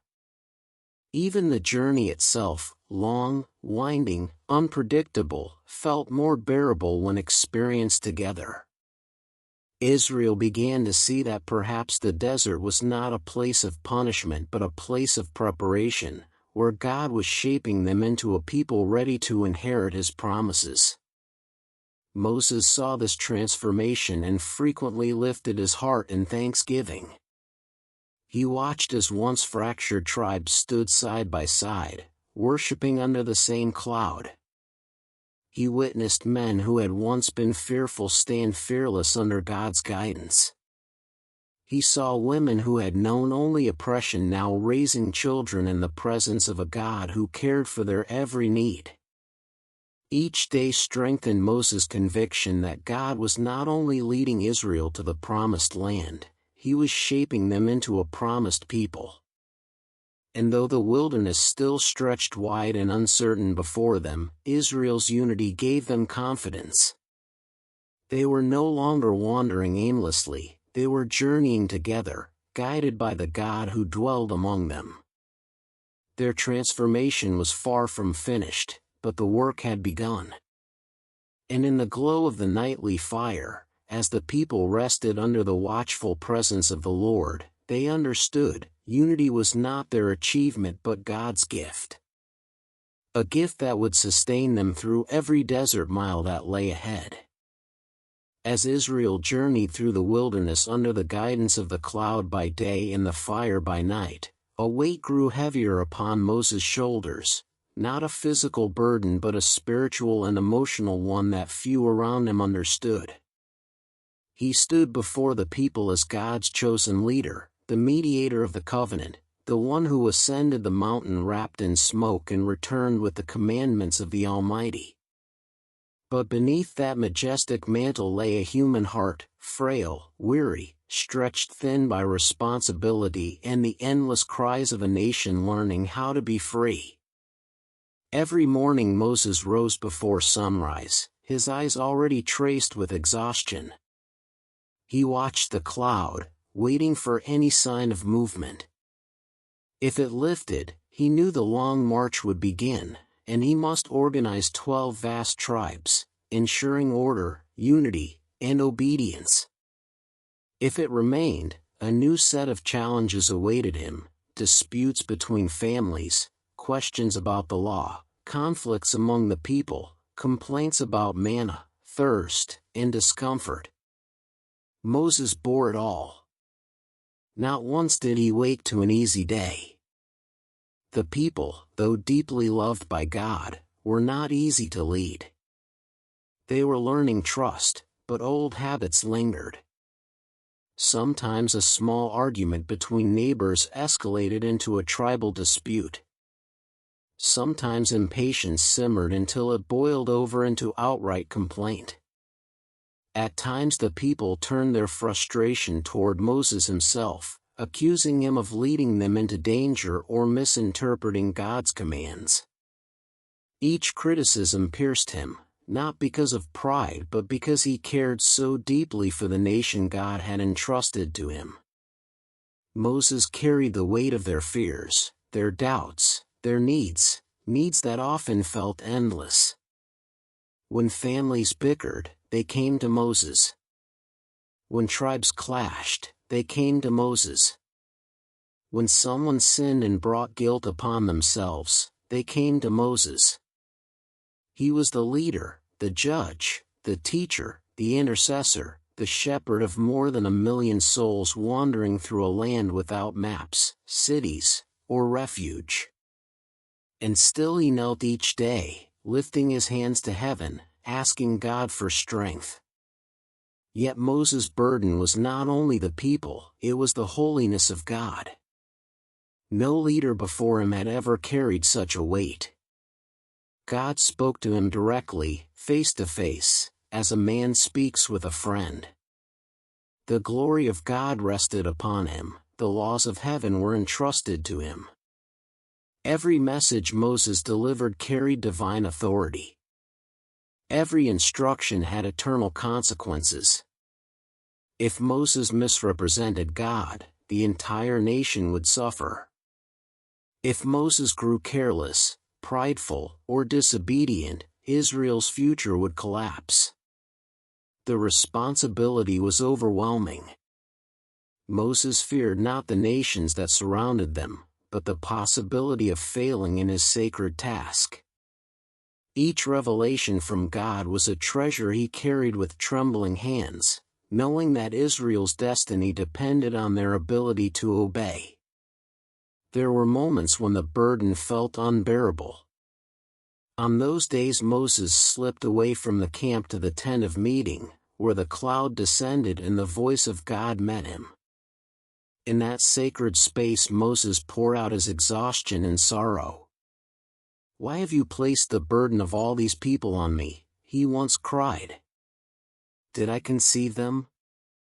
Am I their father?" He spoke the truth of his heart, not rebellion, but raw human limitation. And God, who knew Moses intimately, listened with compassion. God reminded Moses that he was not alone, that the work belonged first to God and only second to Moses. God strengthened him, encouraged him, and at times even corrected him. In those moments Moses learned that leadership was not about personal strength but divine partnership. He carried the burden because God carried him. One of the greatest challenges Moses faced was the constant tension between the holiness of God and the weakness of the people. When the people sinned, whether through idolatry, complaint, or disobedience, Moses felt torn between justice and mercy. He understood God's holiness and trembled at the thought of rebellion, yet he also knew the struggles of the people, their brokenness, their fears. He often fell on his face, pleading for mercy on their behalf. After the golden calf, when judgment threatened to destroy the nation, Moses prayed with tears, "If you will not forgive them, blot me out of the book you have written." His love for Israel ran so deep that he was willing to lose everything for their sake. God answered with mercy, but the cost of intercession left its mark on Moses' soul. Even the responsibilities Moses delegated did not lift the burden entirely. Judges assisted him, priests served beside him, elders guided their tribes, but still Moses was the central figure, God's chosen servant. People trusted him more than anyone. They brought their deepest fears and sins to him because they believed Moses could reach God in ways no one else could. This trust was both humbling and heavy. Moses felt it every time a grieving family approached him after a judgment, every time a repentant sinner came seeking forgiveness, every time a frightened child asked him when they would reach the promised land. Moses carried their hope as carefully as he carried the tablets of stone. Yet despite the weight, Moses did not break. God shaped him through the burden.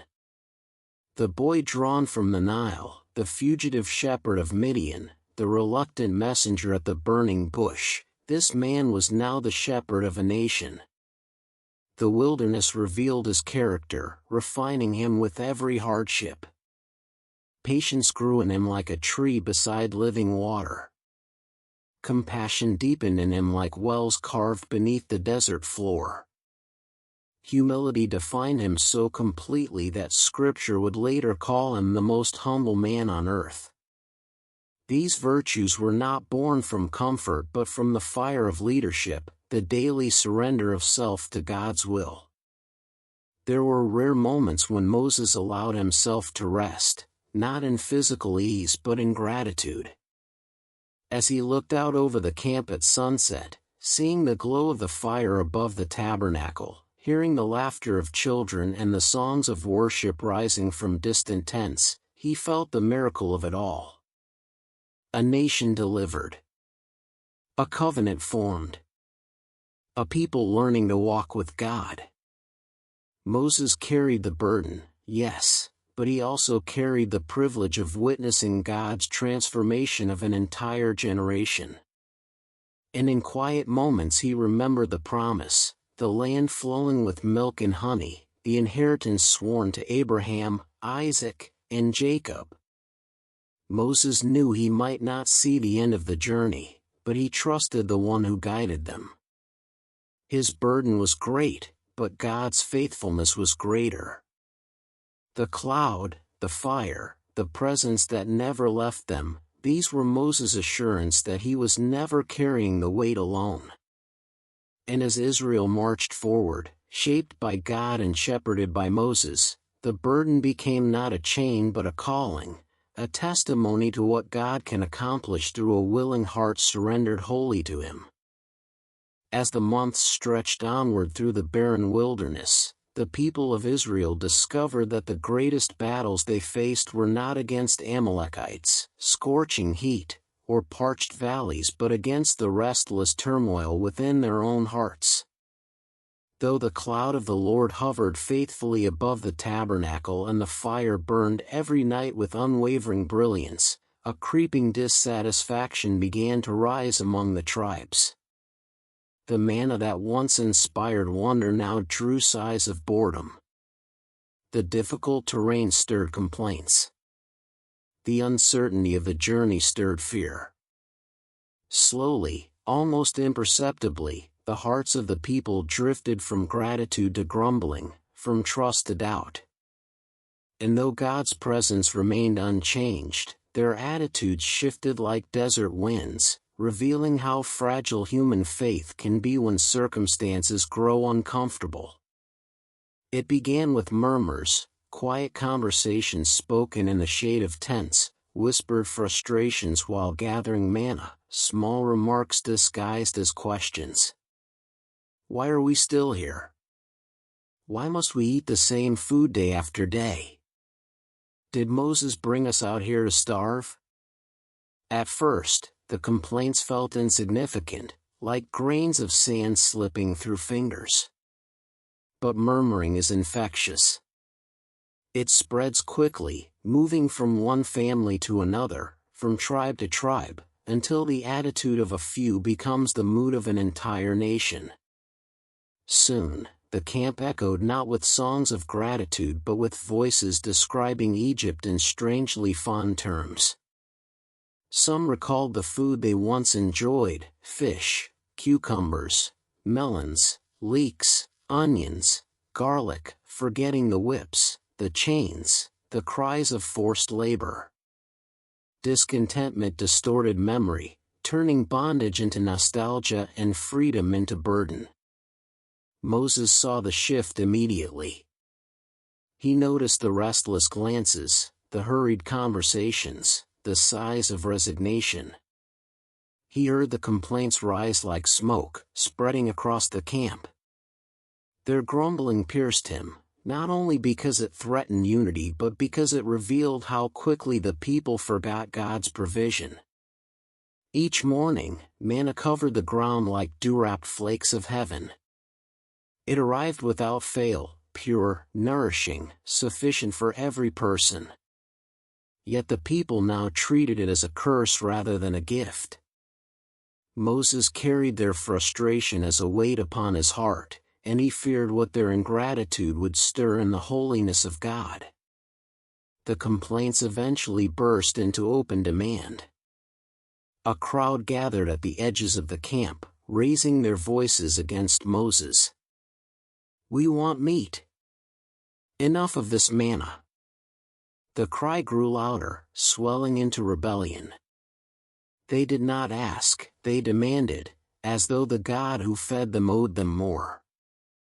The fire of their anger rose like a storm, and the people insisted that their desires mattered more than obedience or trust. They no longer saw the manna as mercy but as monotony. Their cravings consumed them. The wilderness did not strip away Egypt from their hearts, it revealed how deeply Egypt lived within them. Moses, overwhelmed by their relentless complaints, poured out his heart to God in desperation. "Why have you placed the burden of all these people on me? I cannot carry them alone." His cry was raw, honest, the plea of a man stretched beyond his strength. But God did not rebuke Moses. Instead, he provided help, 70 elders who would share the weight of leadership. God poured his Spirit upon them, and they prophesied, a sign that Moses was no longer alone. God showed that he understood human limitation even when the people did not. Yet God also answered the people's demands, but not in the way they expected. The Lord told Moses, "You shall eat meat, not for 1 day, nor 2, nor 10, nor 20, but for a whole month, until it comes out of your nostrils and becomes loathsome to you, because you have rejected the Lord who is among you." Their craving revealed their hearts, and God would use their desire to teach them a sobering lesson. When the quail came, they came in such abundance that they covered the ground for miles. The people swarmed greedily, gathering without restraint, driven not by hunger but by indulgence. They forgot holiness, forgot gratitude, forgot reverence. And as they devoured the meat with uncontrolled appetite, judgment fell. A plague struck the camp, and the place became known as Kibroth Hattaavah, the graves of craving. The people learned that unrestrained desire leads not to satisfaction but sorrow. But the grumbling did not end with food. It spread to authority. Miriam and Aaron themselves grew critical of Moses, questioning his unique role and the intimacy he shared with God. They masked their jealousy with a complaint about his marriage, but God exposed the truth. They envied Moses' position. Their grumbling threatened the unity of leadership. God intervened decisively, descending in the pillar of cloud to rebuke them. "Why were you not afraid to speak against my servant Moses?"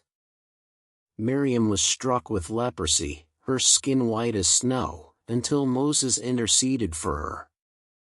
When she was healed after 7 days outside the camp, the people learned that grumbling against God's appointed leaders was grumbling against God himself.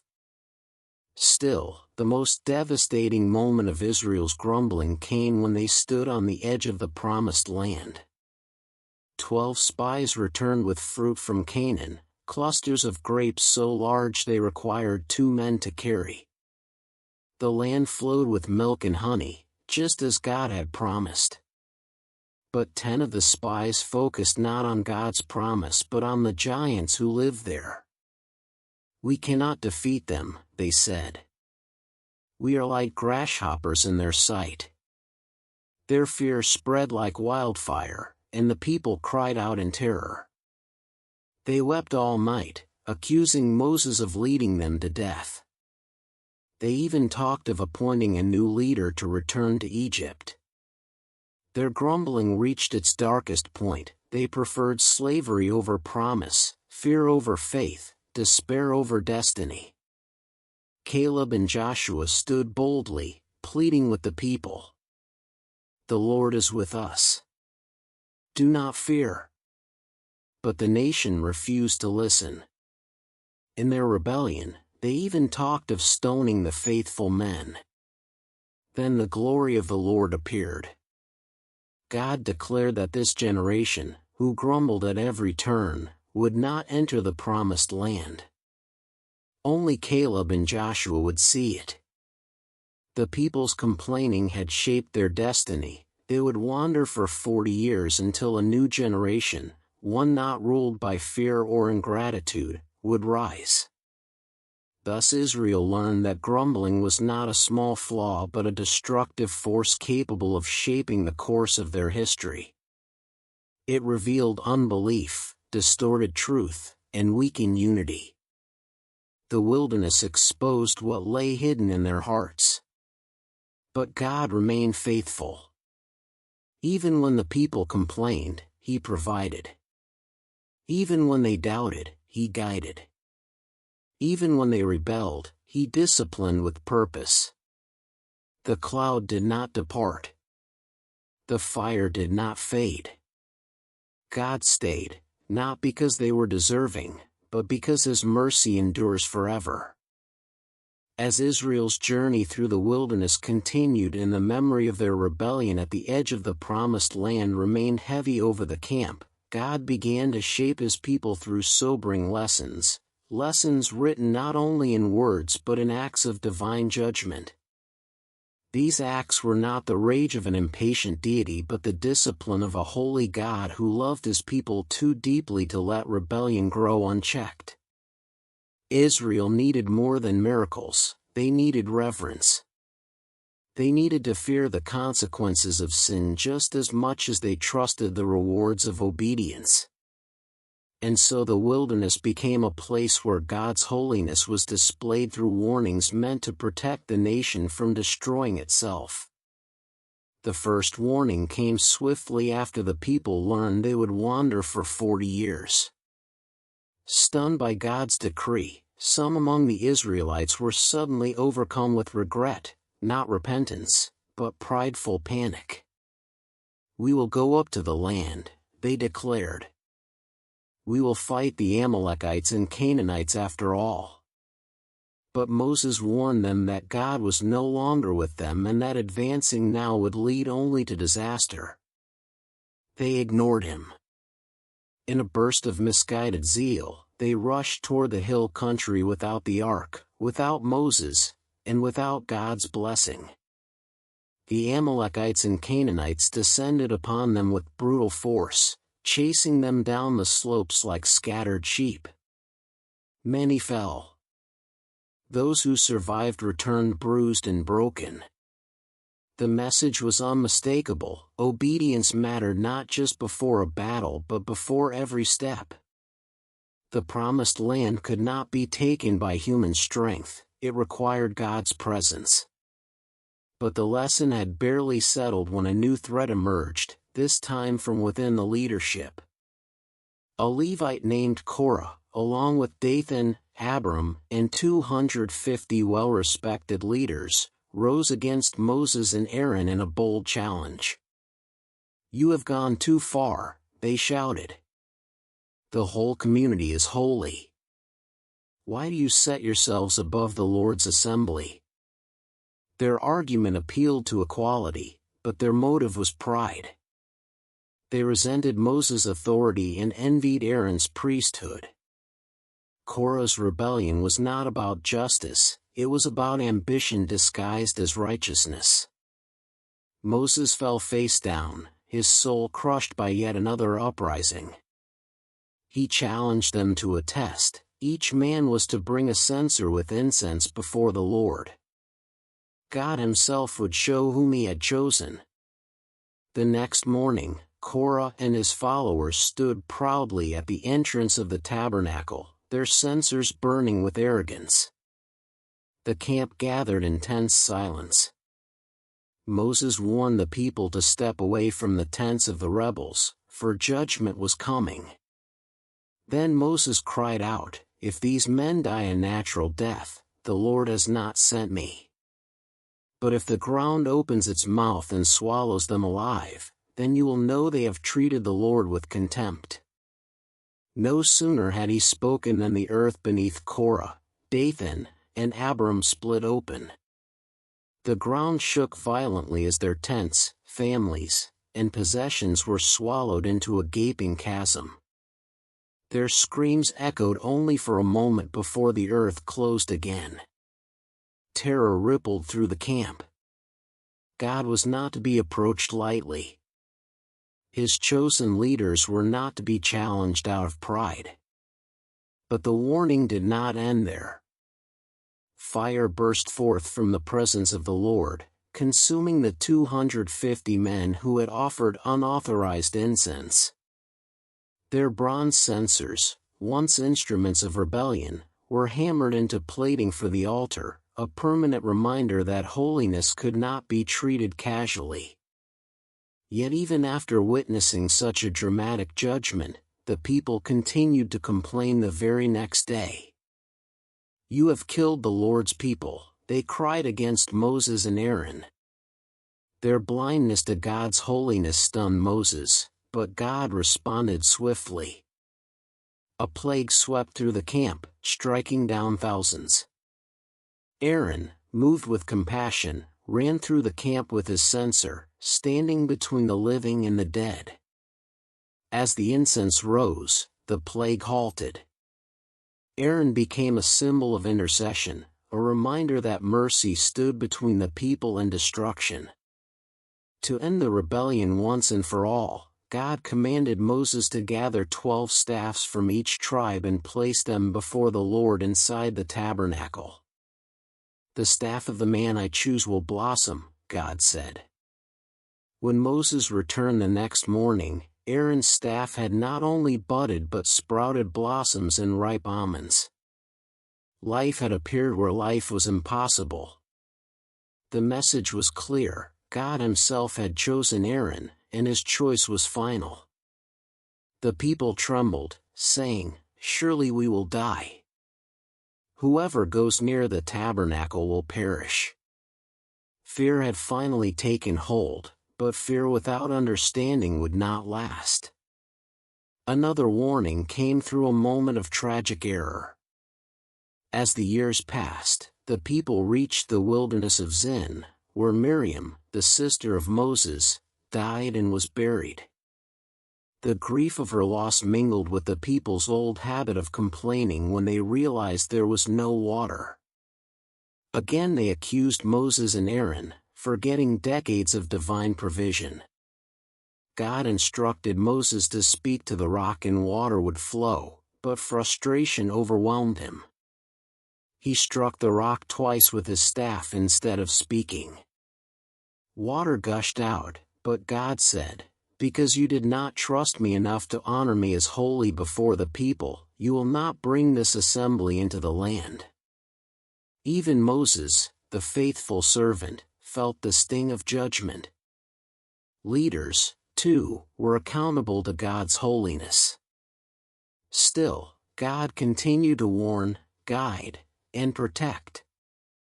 When poisonous serpents invaded the camp as another consequence of grumbling, many were bitten and died.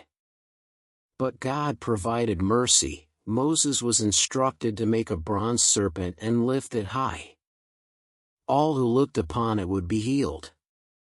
Judgment and mercy intertwined, teaching Israel that salvation came not from effort but from faith in God's provision. Throughout these warnings, Israel learned that rebellion was not a small offense, it was an attack against the holiness and order God had established. Each act of judgment underscored the seriousness of sin while revealing God's desire for His people to walk in reverence. God's holiness was not meant to crush them but to protect them from the destruction their own stubbornness invited.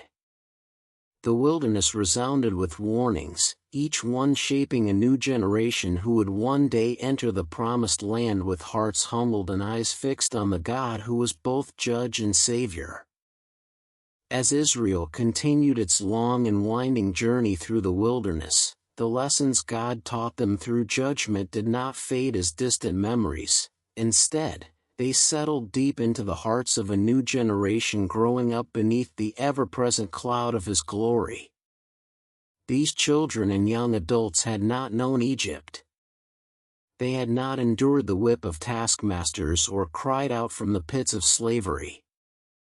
They were born beneath the open sky, raised on manna, protected by a pillar of fire, and shaped by the stories of their parents' rebellion and God's overwhelming holiness. Yet even those who had witnessed God's warnings firsthand still needed to learn that holy fear, the reverent awe that recognizes God's power, purity, and authority, was not optional. It was the foundation of their identity as God's chosen people. The wilderness, with all its dangers and divine interventions, became the school where holy fear was taught lesson by lesson, mercy by mercy, and judgment by judgment. Every morning the people awoke to the sight of the cloud resting above the tabernacle, a quiet reminder that God Himself dwelled in the midst of His people. Children grew up hearing their parents whisper, "Do not approach too closely," and, "Remember Nadab and Abihu, the sons of Aaron who once brought unauthorized fire before the Lord and were consumed instantly." Their story became a warning passed down in trembling voices. God's presence was not a place for experimentation or carelessness. Holiness demanded obedience in the smallest details. Priests examined every offering with precision, ensuring no blemish, no fault, no oversight would dishonor the God who consumed sacrifices with heavenly fire. Even the Levites, who had dedicated their lives to serving at the tabernacle, handled the sacred objects with fear and trembling. They knew that one careless touch, one improper glance, could cost them their lives. The people watched this reverence and understood, the God who walked with them was not like the gods of Egypt or the idols of other nations. He was holy beyond comprehension. Yet holy fear did not mean terror. It meant understanding God's nature accurately. It meant knowing that His power was unmatched, His justice perfect, His mercy profound. Israel learned that fear without love becomes despair, but love without fear becomes disrespect. Both were needed to walk faithfully with God. When the people gathered for worship, the songs they sang were filled with awe, recounting the deeds of the Lord, the splitting of the Red Sea, the trembling of Mount Sinai, the manna that appeared each dawn, the water that flowed from solid rock. These memories, some joyful, some terrifying, wove together into a reverence that shaped Israel's relationship with God. Parents taught their children to bow their heads, to cover their faces when the cloud descended, to listen when Moses spoke, for his words carried the voice of God.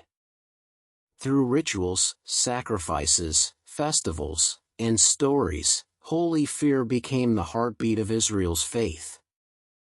But one of the strongest lessons in holy fear came through the rebellion of the spies. The younger generation grew up hearing how their parents stood on the edge of the promised land yet refused to enter because their fear of giants was greater than their fear of disobeying God. They learned that unbelief was not simply weakness, it was sin. A sin so severe that it cost an entire generation their inheritance. The graves scattered across the desert reminded every child that doubting God's promise carried consequences that stretched far beyond the moment. When the elders recounted these events, children leaned forward, wide-eyed, realizing that the wilderness was filled with graves of those who had surrendered not to enemies but to their own lack of holy fear.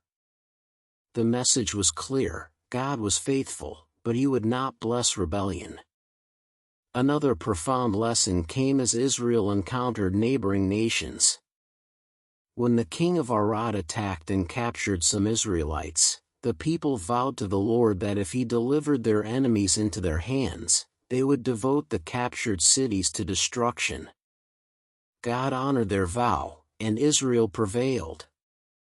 But later, when they grew impatient on the way around Edom, they spoke against God and Moses once again. Their complaints ignited God's anger, and fiery serpents slithered into the camp, biting many so they died. Terror gripped the people, and they begged Moses to intercede. God instructed Moses to make a bronze serpent and lift it high on a pole. All who looked upon it would live. This act became a powerful lesson. Salvation required trust, healing required obedience. Life came only through looking to God's provision, not one's own efforts. Holy fear was not merely about recognizing judgment but about recognizing the path to mercy. God was both the one who disciplines and the one who saves. Israel's battles in the wilderness also taught them reverence. When Sihon, king of the Amorites, refused passage and attacked them, Israel defeated him by God's power.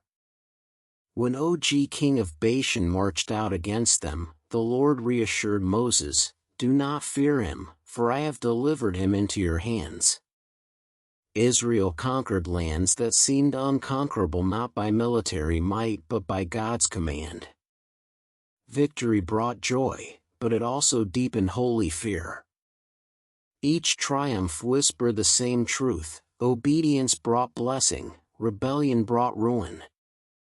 As their enemies fell, the people understood that their destiny depended not on strength but on their relationship with the God who fought for them. Holy fear also grew through the quiet moments, those times when the camp rested for weeks, and people had time to reflect. Elders told stories around evening fires, recounting the day the earth swallowed Korah and his followers, the moment Miriam turned leprous, the day the glory of the Lord appeared after the people threatened to stone Joshua and Caleb. These stories were not meant to stir terror but to shape reverence. Children listened intently, their eyes wide as they imagined fire, lightning, shaking ground, and divine judgment. They learned that God's holiness was not something distant but something that touched their daily lives. The fear of the Lord became part of their identity, shaping their conscience and guiding their decisions. Yet the most profound lesson in holy fear came from Moses himself. Throughout the wilderness, Moses, God's chosen servant, the man who spoke with God face to face, showed more reverence than anyone. When God's presence appeared, Moses fell to the ground. When the people sinned, he interceded with tears. When God declared judgment, Moses bowed in surrender. His humility, fear of God, and unwavering obedience became the model for an entire generation. Even when Moses himself faced judgment for striking the rock, he accepted God's discipline without complaint. His life taught Israel that no one was above God's holiness, not even the greatest leader. Holy fear was not weakness, it was wisdom. As Israel continued toward the promised land, the lessons of holy fear shaped them into a people different from the nations around them.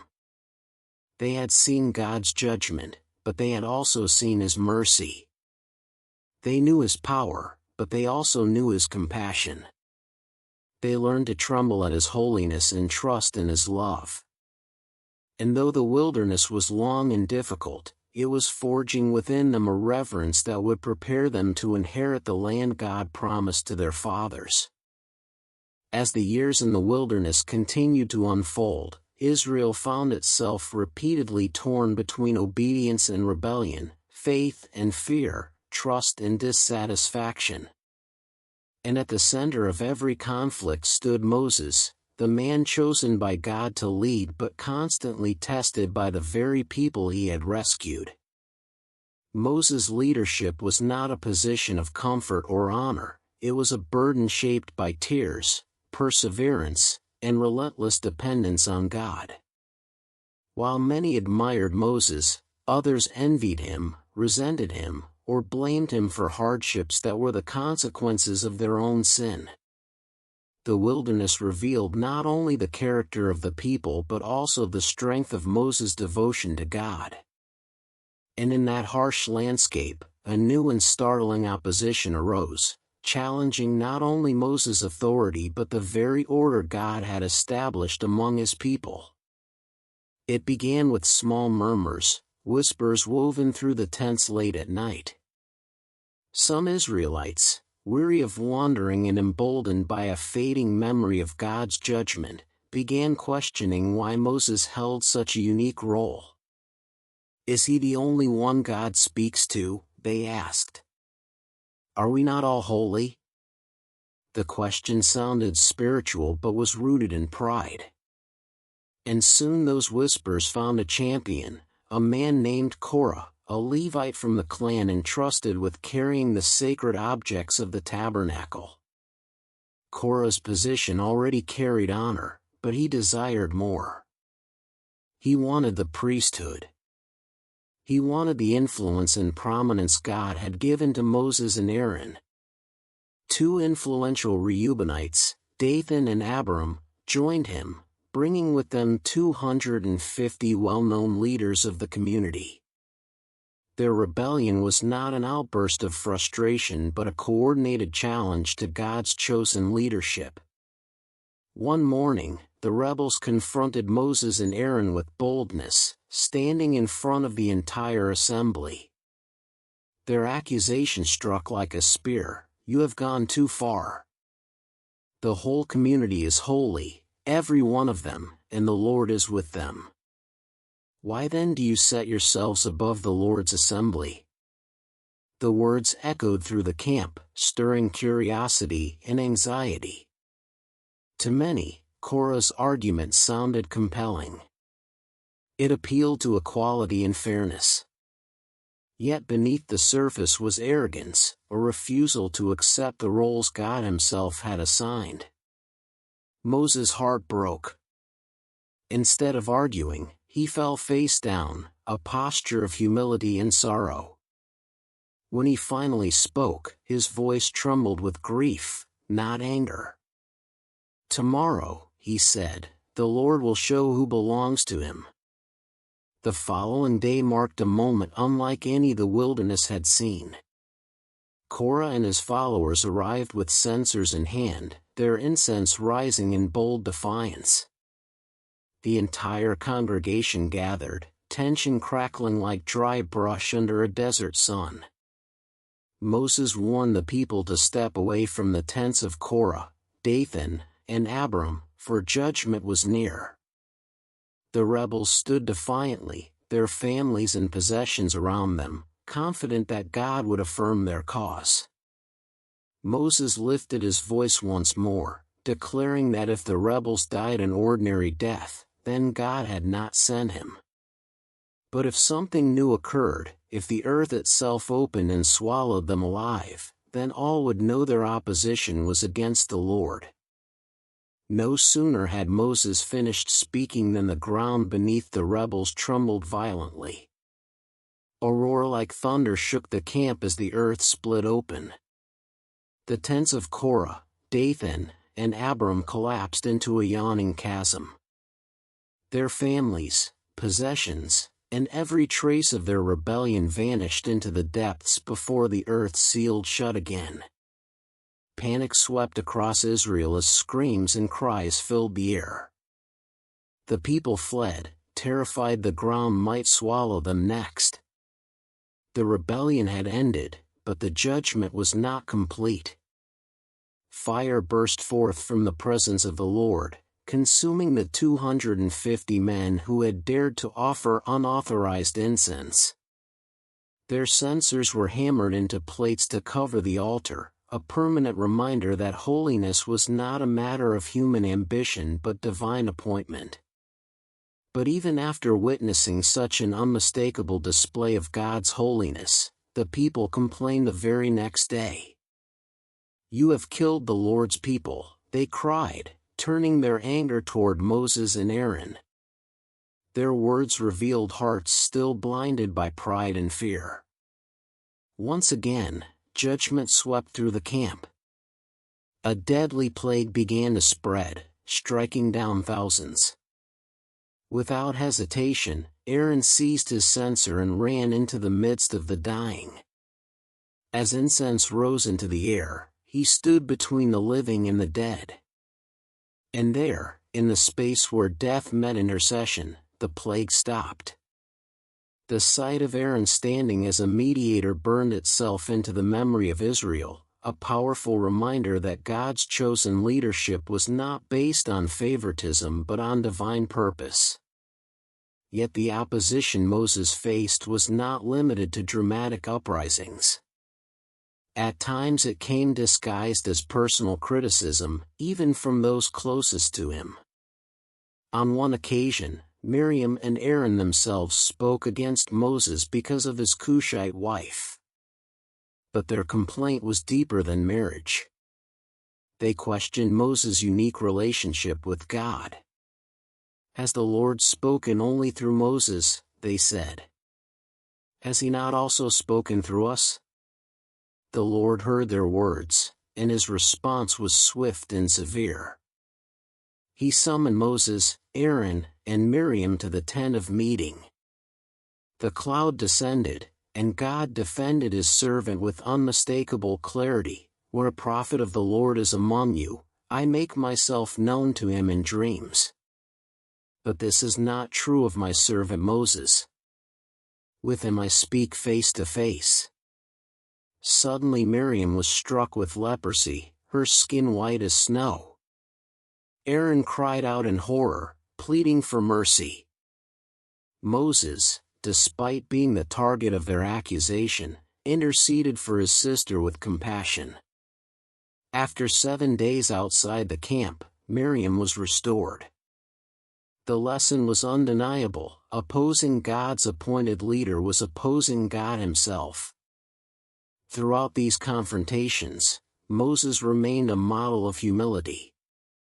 Though burdened by constant criticism, he never retaliated, never defended himself out of pride, and never sought personal honor.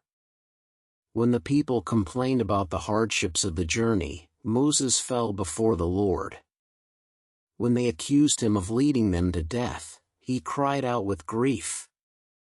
When they sinned and brought judgment upon themselves, he interceded for them even when they did not deserve mercy.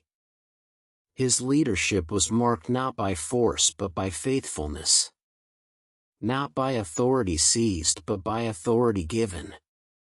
Not by pride but by reverence for God. The opposition he faced, whether dramatic or subtle, revealed the depth of his trust in the Lord.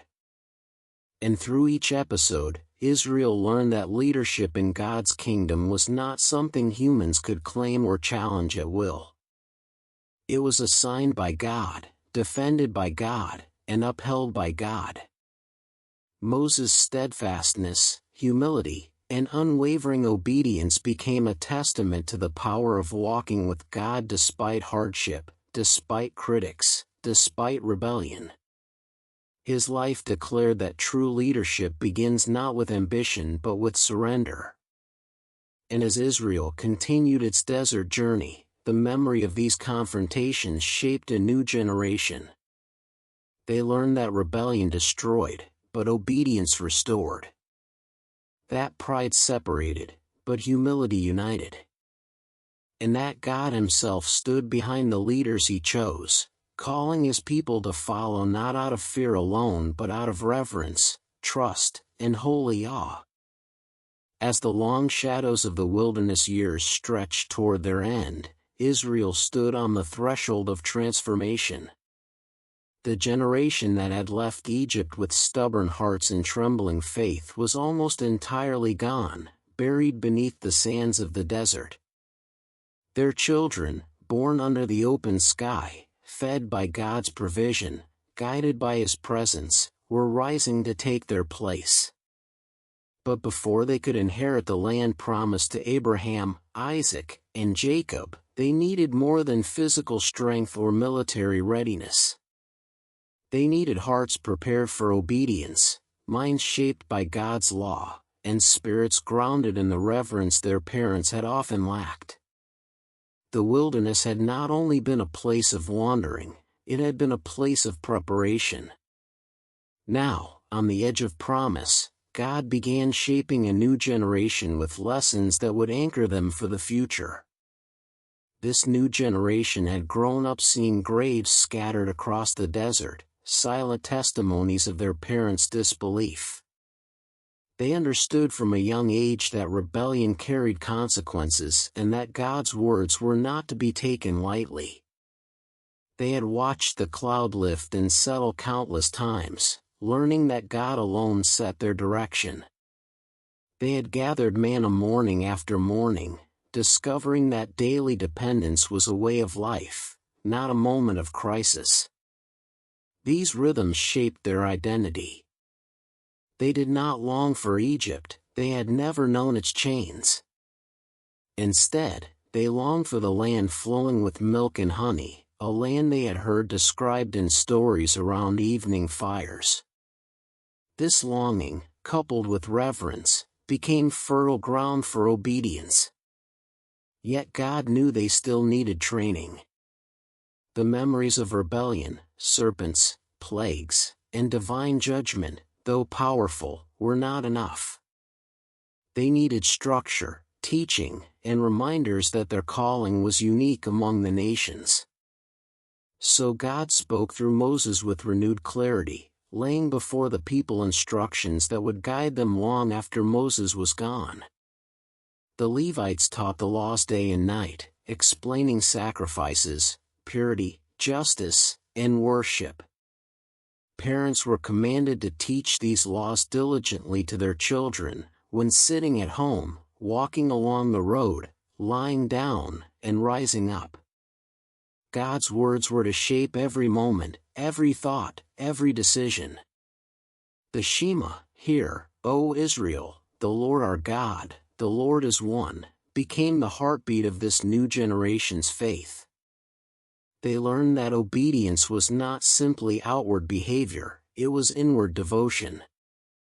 The camp itself reflected this preparation. The tabernacle remained at the center, reminding Israel that God must always be at the center of their lives. The tribes camped around it in organized ranks, learning discipline and unity. The priests and Levites performed their duties with precision, demonstrating through every sacrifice that God was holy and must be approached with reverence. The people saw the altar's smoke rising day after day, a visual reminder that forgiveness was possible but not casual. Blood, fire, incense, and ritual taught them that sin was costly and that life came through obedience to God's covenant. Training also came through battles that tested their courage. When kings attacked, Israel fought under God's command and emerged victorious, not by their own strength, but by His power. These triumphs built confidence, but they also reinforced dependence. The people saw that God was not only a provider in the wilderness but a warrior who defended His people. Victory taught them that obedience leads to blessing.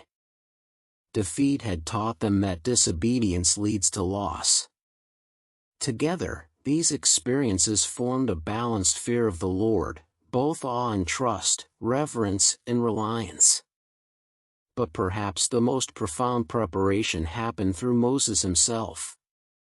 As the time of his leadership neared its end, he spoke to the people with the tenderness of a father and the urgency of a prophet.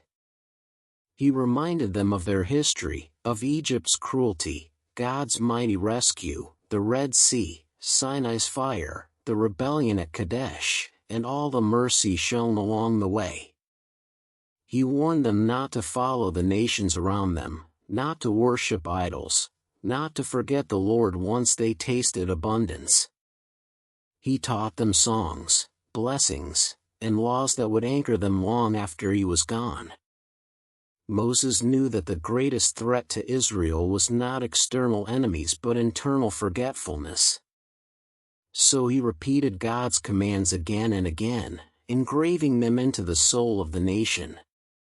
The people listened with a mixture of grief and determination. They loved Moses. He had been their deliverer, their guide, their intercessor. They had seen his face glow with God's glory. They had watched him fall before the Lord countless times on their behalf. And though his own disbelief had barred him from entering the promised land, he remained the most faithful leader Israel had ever known. As they listened to his final words, they felt the weight of responsibility shift onto their shoulders. They were no longer children watching their parents wander.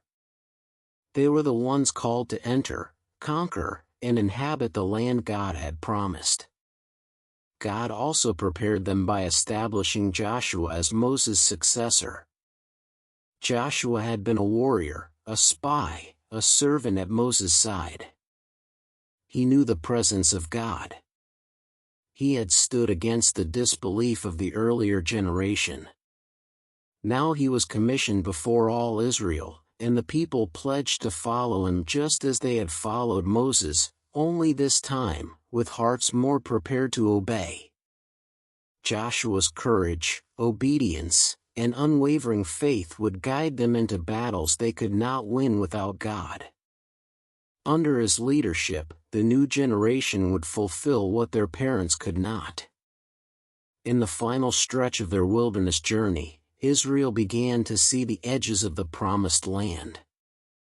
They crossed through territories God had given them, defeating kings and settling temporarily in regions east of the Jordan. The land stretched before them like a promise on the horizon. But they knew that entering it would require more than swords. It would require faith that God's power was greater than the giants and fortified cities ahead. The lessons of the wilderness had prepared them. The fear of the Lord had shaped them. The words of Moses had strengthened them. Now they stood on the brink of inheritance, a new generation ready to step into God's promise. And as they gazed toward the west, the Jordan River shimmering beneath the sun, they carried with them the stories of discipline, mercy, judgment, and faithfulness that had shaped their identity. The wilderness had taught them to walk with God. The land ahead would teach them to trust Him not just in scarcity but in abundance. As the wilderness years neared their end and the new generation stood on the threshold of the promised land, the weight of everything that had come before settled upon them like a mantle woven from memory, discipline, and divine purpose. They had not known Egypt's chains, yet they carried the legacy of deliverance in their blood. They had not witnessed the plagues firsthand, yet they had grown up hearing their parents speak in hushed voices of the night the angel passed over. They had not marched between towering walls of water, yet they had walked every day beneath the same cloud of glory that had split the sea. And now, standing on the plains of Moab, Israel was about to step into a future their forefathers had forfeited. But before they crossed the Jordan, God, through Moses, sought to leave them with a legacy, one that would define them not only as conquerors of Canaan but as a people belonging to the Lord. Moses, nearing 120 years old, knew his time was ending. His hair was white, his face weathered by decades of intercession, leadership, and confrontation with God's glory. Yet his eyes were undimmed, and his strength had not left him. As he looked upon the people he had led for 40 years, his heart was filled with both tenderness and urgency. These were not the stubborn rebels he had once known in Egypt, they were a transformed generation. But they were also entering a land filled with dangers more subtle and seductive than Pharaoh's armies. Canaan held fertile fields, fortified cities, and foreign gods whose worship would tempt hearts unprepared for the blessings ahead. Moses knew that conquest was only the beginning. Faithfulness would determine Israel's future. So he gathered the nation and began to speak, not with the thunderous authority of Sinai but with the passionate tenderness of a father addressing his children. He recounted the story of their journey, how God had carried them like a father carries his son, how the Lord had humbled them, tested them, and fed them manna so they would know that man does not live by bread alone, how their parents had refused to trust God at Kadesh and perished in the desert. With every word, Moses wove the nation's history into a tapestry of both warning and hope. He reminded them that the God who disciplined them also fought for them, provided for them, and loved them with an everlasting love. Their identity did not come from their wandering but from the one who had walked with them through it. Moses then set before them the covenant anew. He repeated God's commandments, laws that would shape their justice, worship, family life, and national identity. He urged them to love the Lord with all their heart, soul, and strength. He commanded parents to write God's words on their hearts, to talk about them with their children at home, on the road, in the morning, and at night. He warned them not to forget the Lord once they tasted the abundance of the promised land. The greatest danger, Moses said, was not the giants of Canaan but the pride that would tempt them to think they had gained the land by their own strength. He laid before them two paths, blessing through obedience and destruction through rebellion. The choice was theirs, but the legacy was God's. To seal this legacy, Moses taught Israel a song, a prophetic witness that would echo through generations.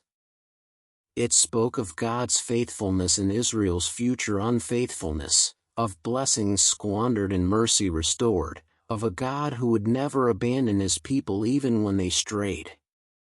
This song, carried on the lips of the people, became a reminder that God's covenant endured beyond their failures. Moses also blessed each tribe, speaking words of hope and destiny. His blessings were personal, rich with meaning, and rooted in the identity of each tribe. Through these final acts, Moses left Israel not with monuments or riches but with truth, Truth meant to anchor them in the land where temptation would whisper from every hill and valley. At last, God instructed Moses to climb Mount Nebo. From its summit, God would show him the land he would never enter. Moses obeyed without protest. His life had been one long journey of surrender, trust, and obedience. He climbed the mountain not as a defeated man but as a servant completing his mission. When he reached the top, the Lord opened his eyes to see the breadth of the land, lush hills, winding rivers, distant horizons. It was everything God had promised. Moses saw it all, and though he could not step into it, his heart swelled with peace. He had led the people to this moment. His legacy was secure. There, on the heights of Nebo, Moses died according to the word of the Lord. God himself buried him in a valley, and no one knows his grave to this day. His death was quiet, sacred, and hidden, a final act of intimacy between God and his faithful servant. Israel mourned for 30 days, their grief echoing across the plains. They knew they had lost more than a leader.